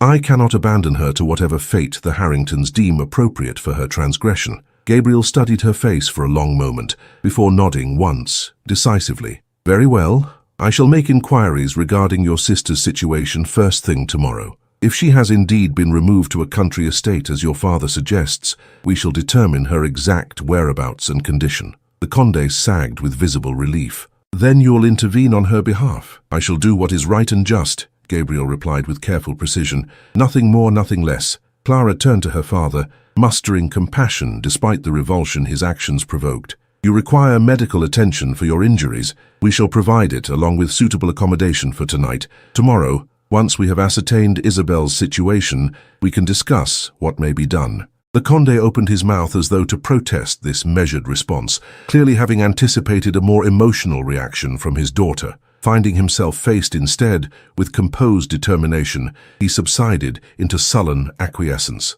Gabriel signaled to the waiting butler. See that the Conde is attended by our physician and provided quarters in the east wing. Post footmen at his door, for his protection naturally. As servants led her father away, Clara found herself trembling, not with fear as in previous encounters, but with a complex mixture of anger, concern, and grim resolution. Gabriel's hand came to rest lightly upon her shoulder, steadying her with its warm presence. You need not involve yourself in this sordid business, he said quietly. I can manage the situation without subjecting you to further distress. Clara covered his hand with her own, drawing strength from the connection. Isabel may have been complicit in our father's schemes, but she is barely 18, scarcely more than a child herself, raised in an environment where a woman's value is measured solely by the advantages she can secure through marriage. I cannot condemn her without at least attempting to understand. Gabriel's expression softened with something like wonder. Your capacity for compassion continually amazes me, Clara. Where others might seek retribution or distance, you offer understanding. Not always, she admitted with rueful honesty. I find it considerably easier to extend compassion to Isabel than to my father, despite his evident distress. As any rational person would, Gabriel observed dryly. There is a significant difference between youthful error and calculated exploitation. Clara sighed, the evening's events having thoroughly banished the warmth and connection they had been building before her father's dramatic arrival. It grows late, she observed reluctantly. We should retire if we are to address this situation effectively tomorrow. Gabriel nodded, though she detected similar reluctance in his expression. Indeed, though I regret the interruption of what promised to be a significant conversation between us. As do I, Clara admitted softly, though perhaps it is just as well. Some declarations are better made when not shadowed by crisis. His fingers tightened briefly upon her shoulder before releasing her. Rest well, Clara. Morning will bring clearer perspective on all matters. As she ascended the stairs toward her chambers, Clara found herself reflecting on the remarkable transformation in her circumstances since her marriage. Months ago, her father's appearance would have reduced her to trembling submission. Tonight, she had faced him with composed strength. The difference, she realized, lay not merely in Gabriel's protective presence, but in her own evolving sense of self-worth, a metamorphosis catalyzed by her husband's growing respect and evident admiration. Outside her window, London's vast expanse glittered beneath a waning moon, countless lives unfolding in parallel to her own. Somewhere within that sprawling metropolis, her sister awaited discovery and, perhaps, redemption. Clara gazed at the distant horizon, where the first hint of dawn would eventually appear. Drawing strength from the knowledge that whatever challenges tomorrow might bring, she would face them not alone, but in partnership with the man who had begun as her formal husband and was evolving day by day into something far more profound. Morning brought sobering clarity to the previous night's revelations. Gabriel departed early to make discreet inquiries regarding Isabel's situation,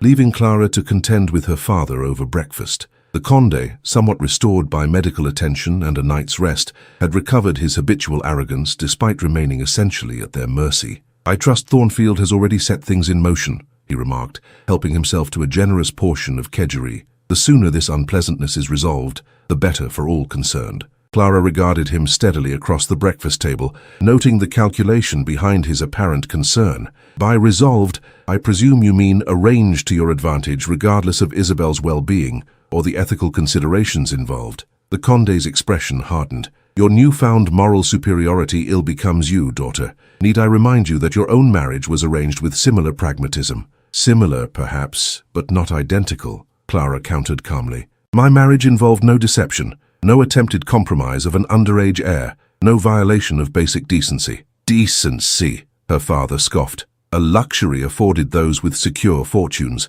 The rest of us must be practical. Clara felt pity stir beneath her contempt, pity for a man so thoroughly corrupted by desperation and self-interest that he could no longer distinguish between pragmatism and predation. There is nothing practical about destroying Isabel's reputation and future prospects for short-term gain. Further argument was forestalled by Gabriel's return, his expression grave as he entered the breakfast room. "Good morning," he acknowledged with formal correctness, before turning to Clara. "Might I have a word with you in private?" Clara rose immediately, following her husband to the adjacent morning room, where morning sunlight streamed through tall windows, belying the seriousness of their discussion. "I have spoken with Lord Harrington directly," Gabriel began without preamble. "The situation is both better and worse than your father represented." Clara steeled herself, clasping her hands tightly to still their trembling. "Please tell me plainly. Isabel is indeed at Harrington's country estate in Kent, but not as a prisoner. She sought sanctuary there of her own accord, fleeing your father's increasingly desperate schemes." Gabriel's expression softened with compassion. "She wrote to Lady Harrington, who was once acquainted with your mother, begging assistance. The Duchess took pity and offered her protection." Relief flooded Clara's veins. "Then she is safe, not compromised." "There was an incident involving young Lord Edmund, though not as your father described. Isabel apparently attempted to follow your father's instructions to secure the boy's interest, but found herself unable to proceed with anything truly compromising." Gabriel's mouth tightened with distaste. "She broke down and confessed everything to Lady Harrington, who immediately removed her from the situation." "Thank God," Clara whispered, momentarily closing her eyes against threatening tears. "And what of the Harringtons' response? Surely they must be furious with my father's machinations." "Lord Harrington is understandably outraged. He was prepared to bring charges against the Condé until I intervened." Gabriel hesitated, his gaze searching her face. "I suggested an alternative resolution that would protect Isabel while ensuring justice is served." "What alternative?" Clara asked, a flutter of apprehension disturbing her relief. "Isabel will remain under Lady Harrington's protection and sponsorship, receiving proper education and eventually a modest but respectable introduction to society, far from your father's influence." His voice hardened slightly. "In exchange, the Condé will sign legal documents, relinquishing all parental authority over her and depart England permanently.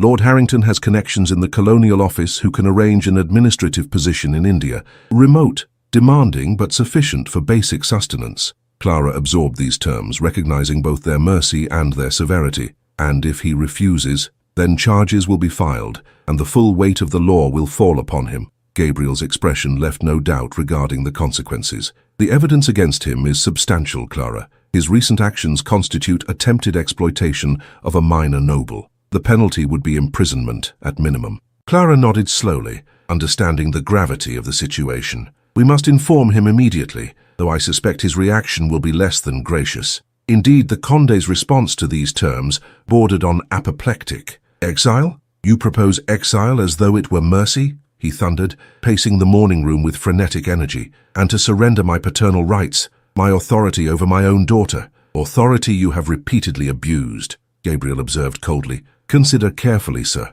This offer represents considerably more clemency than your actions merit." "And what of you, Clara?" The Condé turned accusing eyes upon his eldest daughter. "Will you stand silent while your father is banished to the colonies?" Clara met his gaze steadily, years of intimidation falling away like discarded garments. "I will stand for what is right, for Isabel's well-being, and for justice tempered with compassion. This arrangement offers you freedom and livelihood, while protecting my sister from further exploitation. It is more than fair." The Condé's expression contorted with disbelief. "You have changed," he muttered, studying her as though she had become unrecognizable. "That man has hardened your heart against your own blood." "On the contrary," Clara replied softly, "he has taught me that love need not mean submission to cruelty, that duty can exist without exploitation. My heart is not hardened, merely awakened to truths I was too frightened to acknowledge before." Something in her calm certainty seemed to penetrate her father's bluster. He deflated visibly,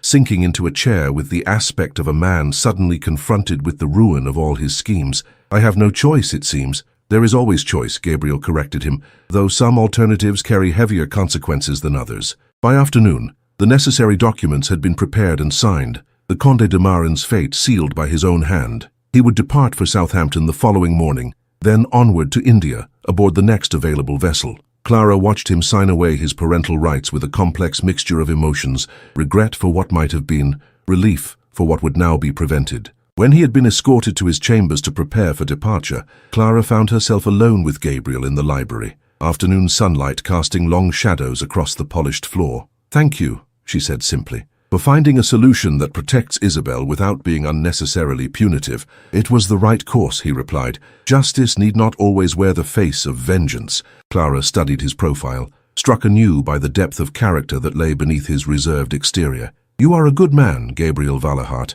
I am fortunate beyond measure to have found myself your wife." He turned to her, his expression uncharacteristically vulnerable. "Even under such circumstances? A marriage arranged for convenience rather than affection?" "Especially under such circumstances," Clara affirmed softly, "for we have had the opportunity to discover each other slowly, to build understanding upon foundation of respect rather than fleeting passion." Gabriel moved closer, his gaze intent upon her face. "And what have you discovered, Clara Valahart? What do you see when you look upon the man you were obliged to wed?" "I see," she answered with simple honesty, "the man I have grown to love." The word hung between them, unplanned yet undeniable, a truth she had carried in her heart without fully acknowledging until this moment. Gabriel's breath caught audibly, his customary composure momentarily shattered by her declaration. "Clara," he whispered, her name a prayer upon his lips. "My impossible, astonishing Clara." His hands cradled her face with infinite tenderness, as though she were something precious beyond reckoning.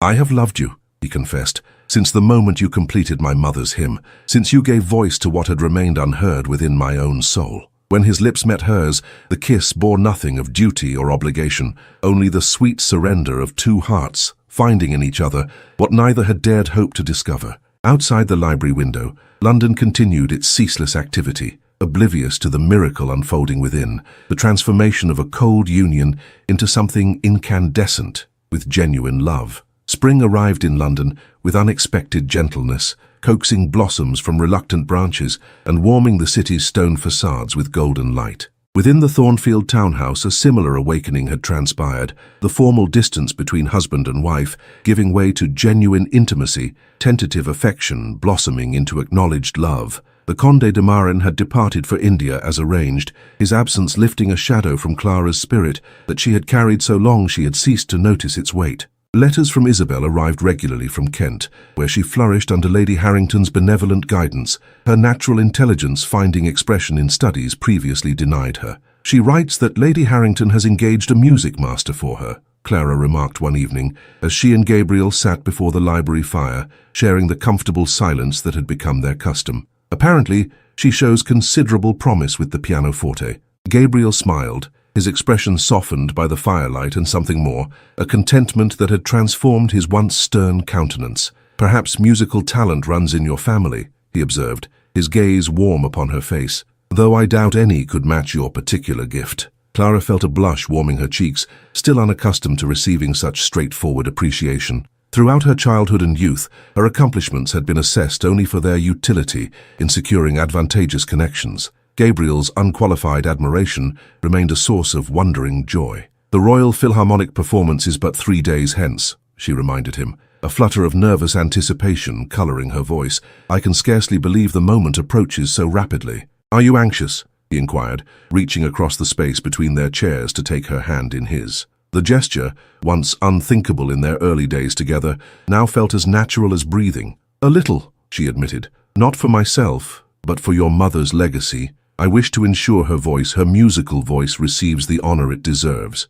Gabriel's thumb traced gentle patterns across her knuckles, a soothing rhythm that matched the crackling of the fire. "She would be proud, I think, not merely of the music, but of the woman who completed it with such understanding." Clara turned her hand within his, their fingers interlacing with practiced ease. "I wish I might have known her," she said softly. "From all you've shared, she seems to have been remarkable." "She was," Gabriel confirmed, his voice holding the mellow tone that emerged when he spoke of his mother. "Though in many ways you remind me of her. Your quiet strength, your perception, your ability to see beyond surfaces to what lies beneath." The comparison, offered without calculation or flattery, touched Clara deeply. She had come to understand how profoundly Gabriel had loved his mother, how her loss had shaped the man he had become. That he could find echoes of Catherine Veilhart in his wife represented a compliment beyond measure. "I have been thinking," he continued after a moment's contemplation, "about Thornfield after the concert concludes. Parliament recesses in a fortnight, and spring has properly arrived in the countryside. You wish to return home?" Clara surmised, finding the prospect both appealing and bittersweet. Their time in London had witnessed the transformation of their marriage. Part of her feared that returning to Thornfield might somehow disrupt the delicate balance they had achieved. "I do," Gabriel confirmed, "but not immediately and not alone. I thought perhaps—" He hesitated, uncharacteristically uncertain. "That is, I wondered if you might consider a journey before our return." "A journey?" Clara echoed, curiosity replacing apprehension. "To where?" "To the Lake District," he replied, his gaze intent upon her face, as though gauging her reaction. "My mother spent her girlhood there, in a small cottage near Grasmere that has remained in our family these many years. It was her sanctuary, her place of rejuvenation. I have not visited since her passing, but lately I find myself thinking of it often." The invitation represented more than a simple journey. It was an offering of something deeply personal, a sharing of cherished memory and significant place. "I should like that very much," Clara said softly, "to see the landscapes that shaped her, that perhaps influenced the music we completed together." Gabriel's smile, still rare enough to send warmth cascading through her whenever it appeared, transformed his features. "Then it is settled. After the concert we shall journey north for a fortnight before returning to Thornfield." The evening of the Royal Philharmonic performance arrived with appropriate pageantry, the concert hall glittering with chandeliers and jewels as London's elite gathered for the cultural event. Clara and Gabriel arrived in formal splendor, she in a gown of silver blue silk that complemented the strand of pearls at her throat, he in evening attire that emphasized his imposing height and aristocratic bearing. Their entrance caused a subtle ripple of interest among the assembled guests. Though they had made occasional appearances at diplomatic functions during their London sojourn, this marked their first formal debut as a couple in purely social circumstances. "Everyone is looking at us," Clara observed quietly as Gabriel escorted her to their reserved box. "At you," he corrected with gentle emphasis. "They look at you, as well they might. You outshine every duchess and countess present." The compliment brought colour to her cheeks even as she demurred. "You are hardly an objective observer, sir." "On the contrary," he countered, his voice warm with sincerity.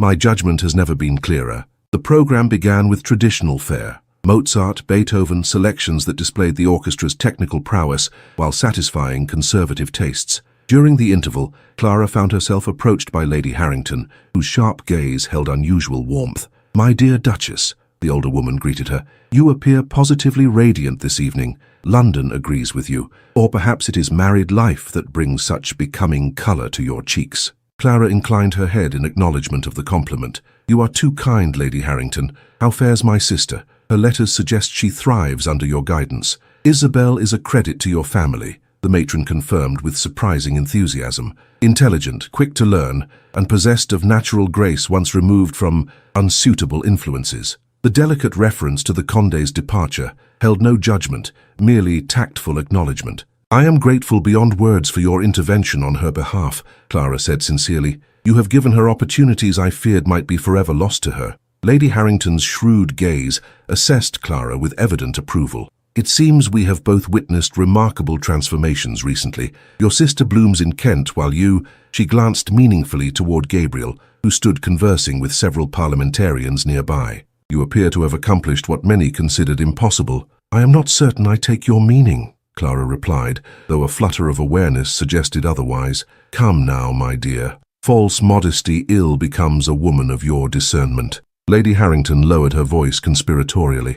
"You have melted the Duke of Thornfield's famous reserve, a feat that half the eligible women in London failed to achieve over 7 years of determined effort. One can practically see the thaw in progress." Before Clara could formulate a suitably diplomatic response to this observation, the bell chimed, announcing the interval's conclusion. Lady Harrington patted her arm with unexpected affection. "I look forward to hearing more about your sister's progress when next we meet. Perhaps you might call upon me before departing London." I should be delighted, Clara assured her, recognizing the invitation as significant social currency. When they had returned to their box and the audience had settled once more, the conductor stepped forward to announce the program's final selection. Ladies and gentlemen, we conclude tonight's performance with a special presentation, the premiere of Hymn for the Unheard, composed by the late Lady Catherine Veilhart and completed by her daughter-in-law, the current Duchess of Thornfield. A murmur of interest rippled through the assembly as all eyes turned briefly toward their box. Clara felt Gabriel's hand close over hers, a silent gesture of support and shared anticipation. The first notes emerged from the orchestra like tentative whispers, Lady Catherine's delicate opening melody given voice by violins and gentle woodwinds. Clara closed her eyes momentarily, transported by the familiar yet transformed composition. What had been intimate and personal in her private playing now expanded into symphonic breadth. When the music reached the transition point, where Catherine's original composition ended and Clara's continuation began, she felt Gabriel's hand tighten almost imperceptibly upon hers. The melody deepened, gathering complexity and emotional resonance as her contribution unfolded through the orchestra. What had begun as whispered question evolved into assured statement, vulnerability opening into transcendent strength. Clara opened her eyes to find Gabriel watching her, rather than the orchestra, his expression holding such nakedly profound emotion that her breath caught in her throat. In that moment, surrounded by hundreds yet intimately connected, she understood with perfect clarity what had transpired between them, how a marriage of convenience had transformed into something neither could have anticipated nor planned. The hymn reached its conclusion not with dramatic flourish, but with gentle resolution, the final chord hanging in the air like a benediction before dissolving into silence. For a heartbeat, the audience remained motionless, held in the music's spell, then erupted into enthusiastic applause that seemed to shake the very foundations of the hall. The conductor gestured toward their box, inviting acknowledgement. Clara hesitated, unaccustomed to public attention, but Gabriel rose and extended his hand to her with quiet certainty. Together they stood as the applause continued, accepting the audience's approval with dignified gratitude. "They recognize what I have known from the beginning," Gabriel murmured, his voice meant for her ears alone, "that you possess remarkable gifts, of music, of understanding, of soul." Later, as they returned to Thornfield House through London's lamplit streets, a comfortable silence enveloped them, not the awkward quiet of their early days together, but the peaceful communion of two people who had discovered the pleasure of shared understanding. "It was everything I could have hoped for," Clara reflected as their carriage approached the townhouse. "To hear your mother's music given proper voice, to feel her spirit honored in such a setting." "It was more," Gabriel replied, his gaze warm upon her face in the carriage's intimate shadows. "It was the culmination of a journey neither of us anticipated when we stood before the altar those months ago." Clara smiled, reaching across the space between them to touch his hand lightly. "A journey that continues, I think." "Indeed." He captured her fingers within his own, raising them to his lips with reverent tenderness. "And I find myself eager for each new milestone, each revelation it may bring." As they ascended the townhouse steps together, Clara felt a sense of profound rightness settle within her breast, not the resignation of duty fulfilled, but the quiet joy of having discovered, against all expectation, genuine love within a marriage begun in cold pragmatism. That night, as moonlight silvered their bedchamber with ethereal radiance, Gabriel held her close against his heart, his voice a whisper in the darkness. "I never thought to love again after Eleanor," he confessed. "I believed that capacity had died with her, leaving only duty and obligation in its wake. And now," Clara prompted gently, her hand resting upon his chest, where she could feel the steady rhythm of his heartbeat beneath her palm. "Now I understand that the heart is not so easily limited," he replied, "that what I feel for you diminishes nothing of what came before, yet stands entirely its own, unexpected, unplanned, and utterly transformative." Clara raised herself upon one elbow to gaze down at his beloved face, moonlight casting his features in silver and shadow. "From duty to devotion," she murmured. "Who would have thought such a journey possible?" His smile, visible even in the chamber's gentle darkness, warmed her more thoroughly than any fire. "The union began cold," he acknowledged, "but what it has become—" His voice trailed off, emotion rendering words inadequate. Clara lowered her lips to his, completing his thought with a kiss that spoke what language could not fully express, of barriers overcome, of souls recognized, of love discovered in the most unexpected of circumstances. Outside their window, spring rain began to fall, gentle droplets tapping against glass with rhythmic persistence, nature's own music accompanying the symphony that had developed between two hearts, once separated by duty and fear, now united in genuine, enduring love. Autumn painted Thornfield's grounds in amber and crimson, transforming the estate into a tapestry of seasonal splendor. Clara stood at the music room window, observing the gardeners collecting fallen leaves with methodical care, preparing the grounds for winter's inevitable approach. 6 months had passed since their return from London and the Lake District, each day deepening the connection that had blossomed so unexpectedly between herself and Gabriel. The cottage near Grasmere had worked a particular magic upon their relationship, its simple beauty and connection to Lady Catherine providing a sanctuary where they had discovered each other fully, without the constraints of social obligation or aristocratic performance. There, amid fells and lakes that had inspired poets and painters alike, they had completed their transformation from formal strangers to devoted partners. Returning to Thornfield had proven Clara's earlier fears unfounded. Rather than disrupting their newfound intimacy, the great house had embraced their altered relationship, becoming not a mausoleum of past grief, but a living testament to renewal and hope. "Always at the piano," observed a gentle voice behind her. Clara turned to find the Dowager Duchess watching her with fond amusement. Catherine would be pleased to see her sanctuary so well tended. "I was actually neglecting the instrument in favor of wool gathering," Clara admitted, gesturing toward the autumn landscape beyond the window. "The changing seasons invite contemplation." "Indeed they do." The Dowager settled herself upon a nearby settee, arranging her skirts with practiced elegance. Particularly when one carries new life within one's own being, Clara's hand moved instinctively to her abdomen, where the first subtle swelling had begun to make itself evident beneath her gown.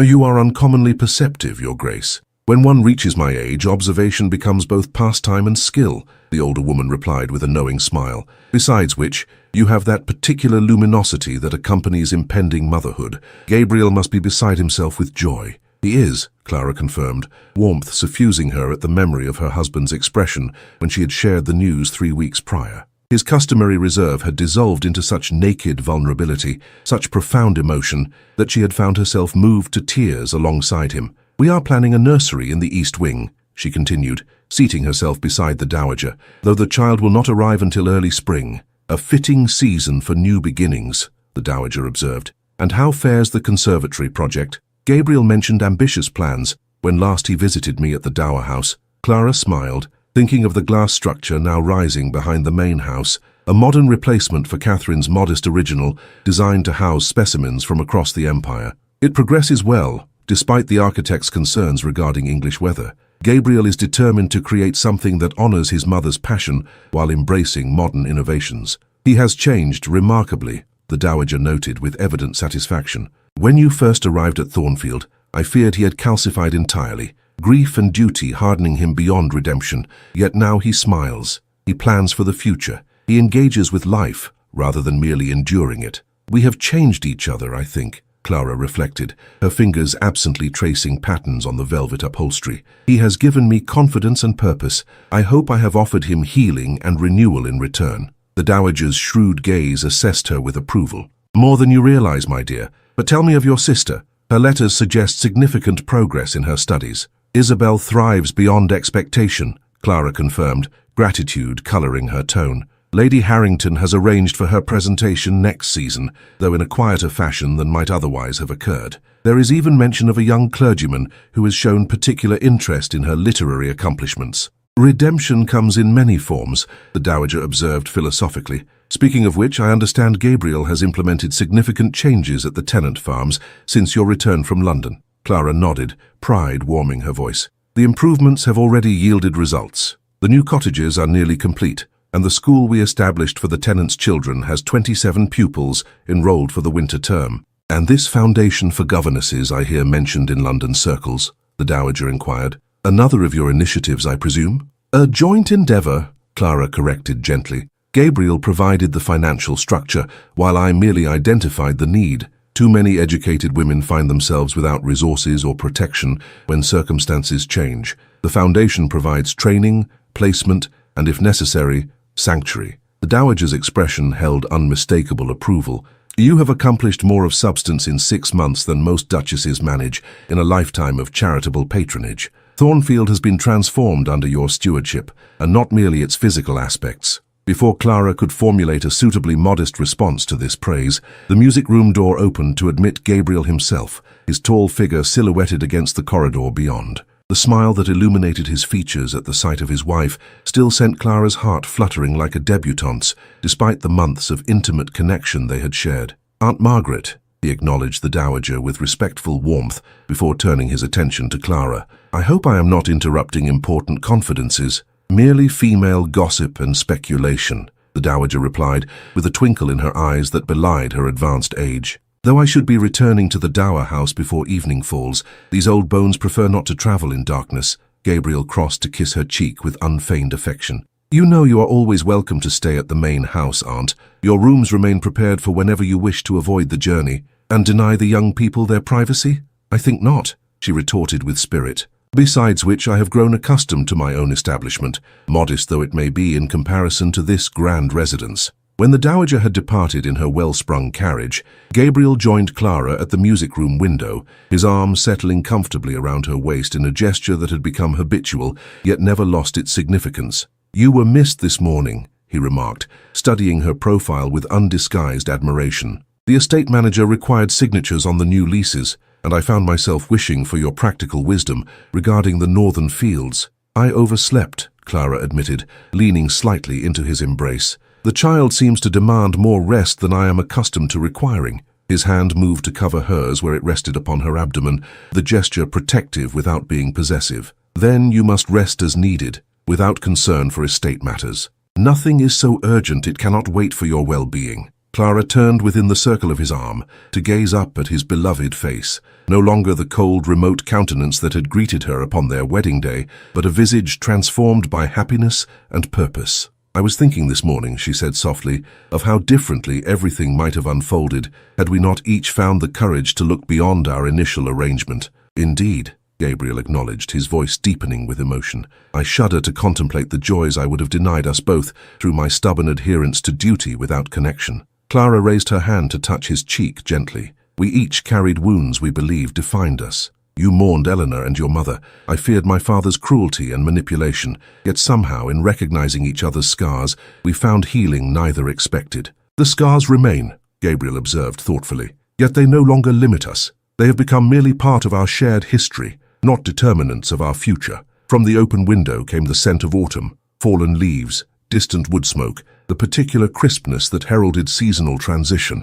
Clara breathed deeply, savoring the moment of perfect contentment. "I have been composing again," she admitted, gesturing toward the piano where sheets of manuscript paper rested upon the stand. "Not a hymn this time, but a lullaby for the child." Gabriel's eyes softened with wonder. "Will you play it for me?" Clara moved to the instrument, settling herself upon the bench with practiced ease. Her fingers found the keys without hesitation, drawing forth a melody both simple and profound. Notes that spoke of welcome, of protection, of love, freely offered without expectation of return. As the final chord resolved into peaceful silence, she felt Gabriel's presence behind her, his hands coming to rest lightly upon her shoulders. "Beautiful," he murmured, his voice husky with emotion, like its composer. Clara covered his hand with her own, their fingers intertwining with familiar intimacy. "I have been thinking," she said softly, "about what we might name the child. Should it be a daughter?" "And have you reached a conclusion?" he inquired, his thumb tracing gentle circles against her collarbone. "Catherine," she replied simply, "for your mother. Catherine Eleanor Veilhart." Gabriel's breath caught audibly, his fingers tightening momentarily upon her shoulders. "Who you would honor them both? They are part of who you are, part of what shaped the man I have come to love so deeply," Clara explained, turning to look up at him. "Their voices deserve to continue, not merely in music, but in flesh and blood." For a moment, Gabriel seemed beyond words, emotion rendering him uncharacteristically silent. Then he knelt beside the piano bench, taking her hands within his own with reverent tenderness. "When first we wed," he said quietly, "I believed our union would remain perpetually cold. A transaction of mutual benefit without genuine connection. How little I understood the transformative power of being truly seen and accepted, scars and all." Clara leaned forward to press her forehead against his, the gesture intimate beyond words. "We began as strangers, fulfilling duties," she murmured. "We continue as partners, sharing dreams." Outside the music room window, autumn wind stirred fallen leaves into momentary spirals of amber and gold. Within, two souls once wounded by life's cruelties had found in each other not merely comfort, but profound joy. Proof that even the coldest beginning could, with patience and courage, blossom into love's most beautiful expression. In the distance, Thornfield's chapel bells chimed the hour, their resonant tones floating across the autumn landscape like a benediction.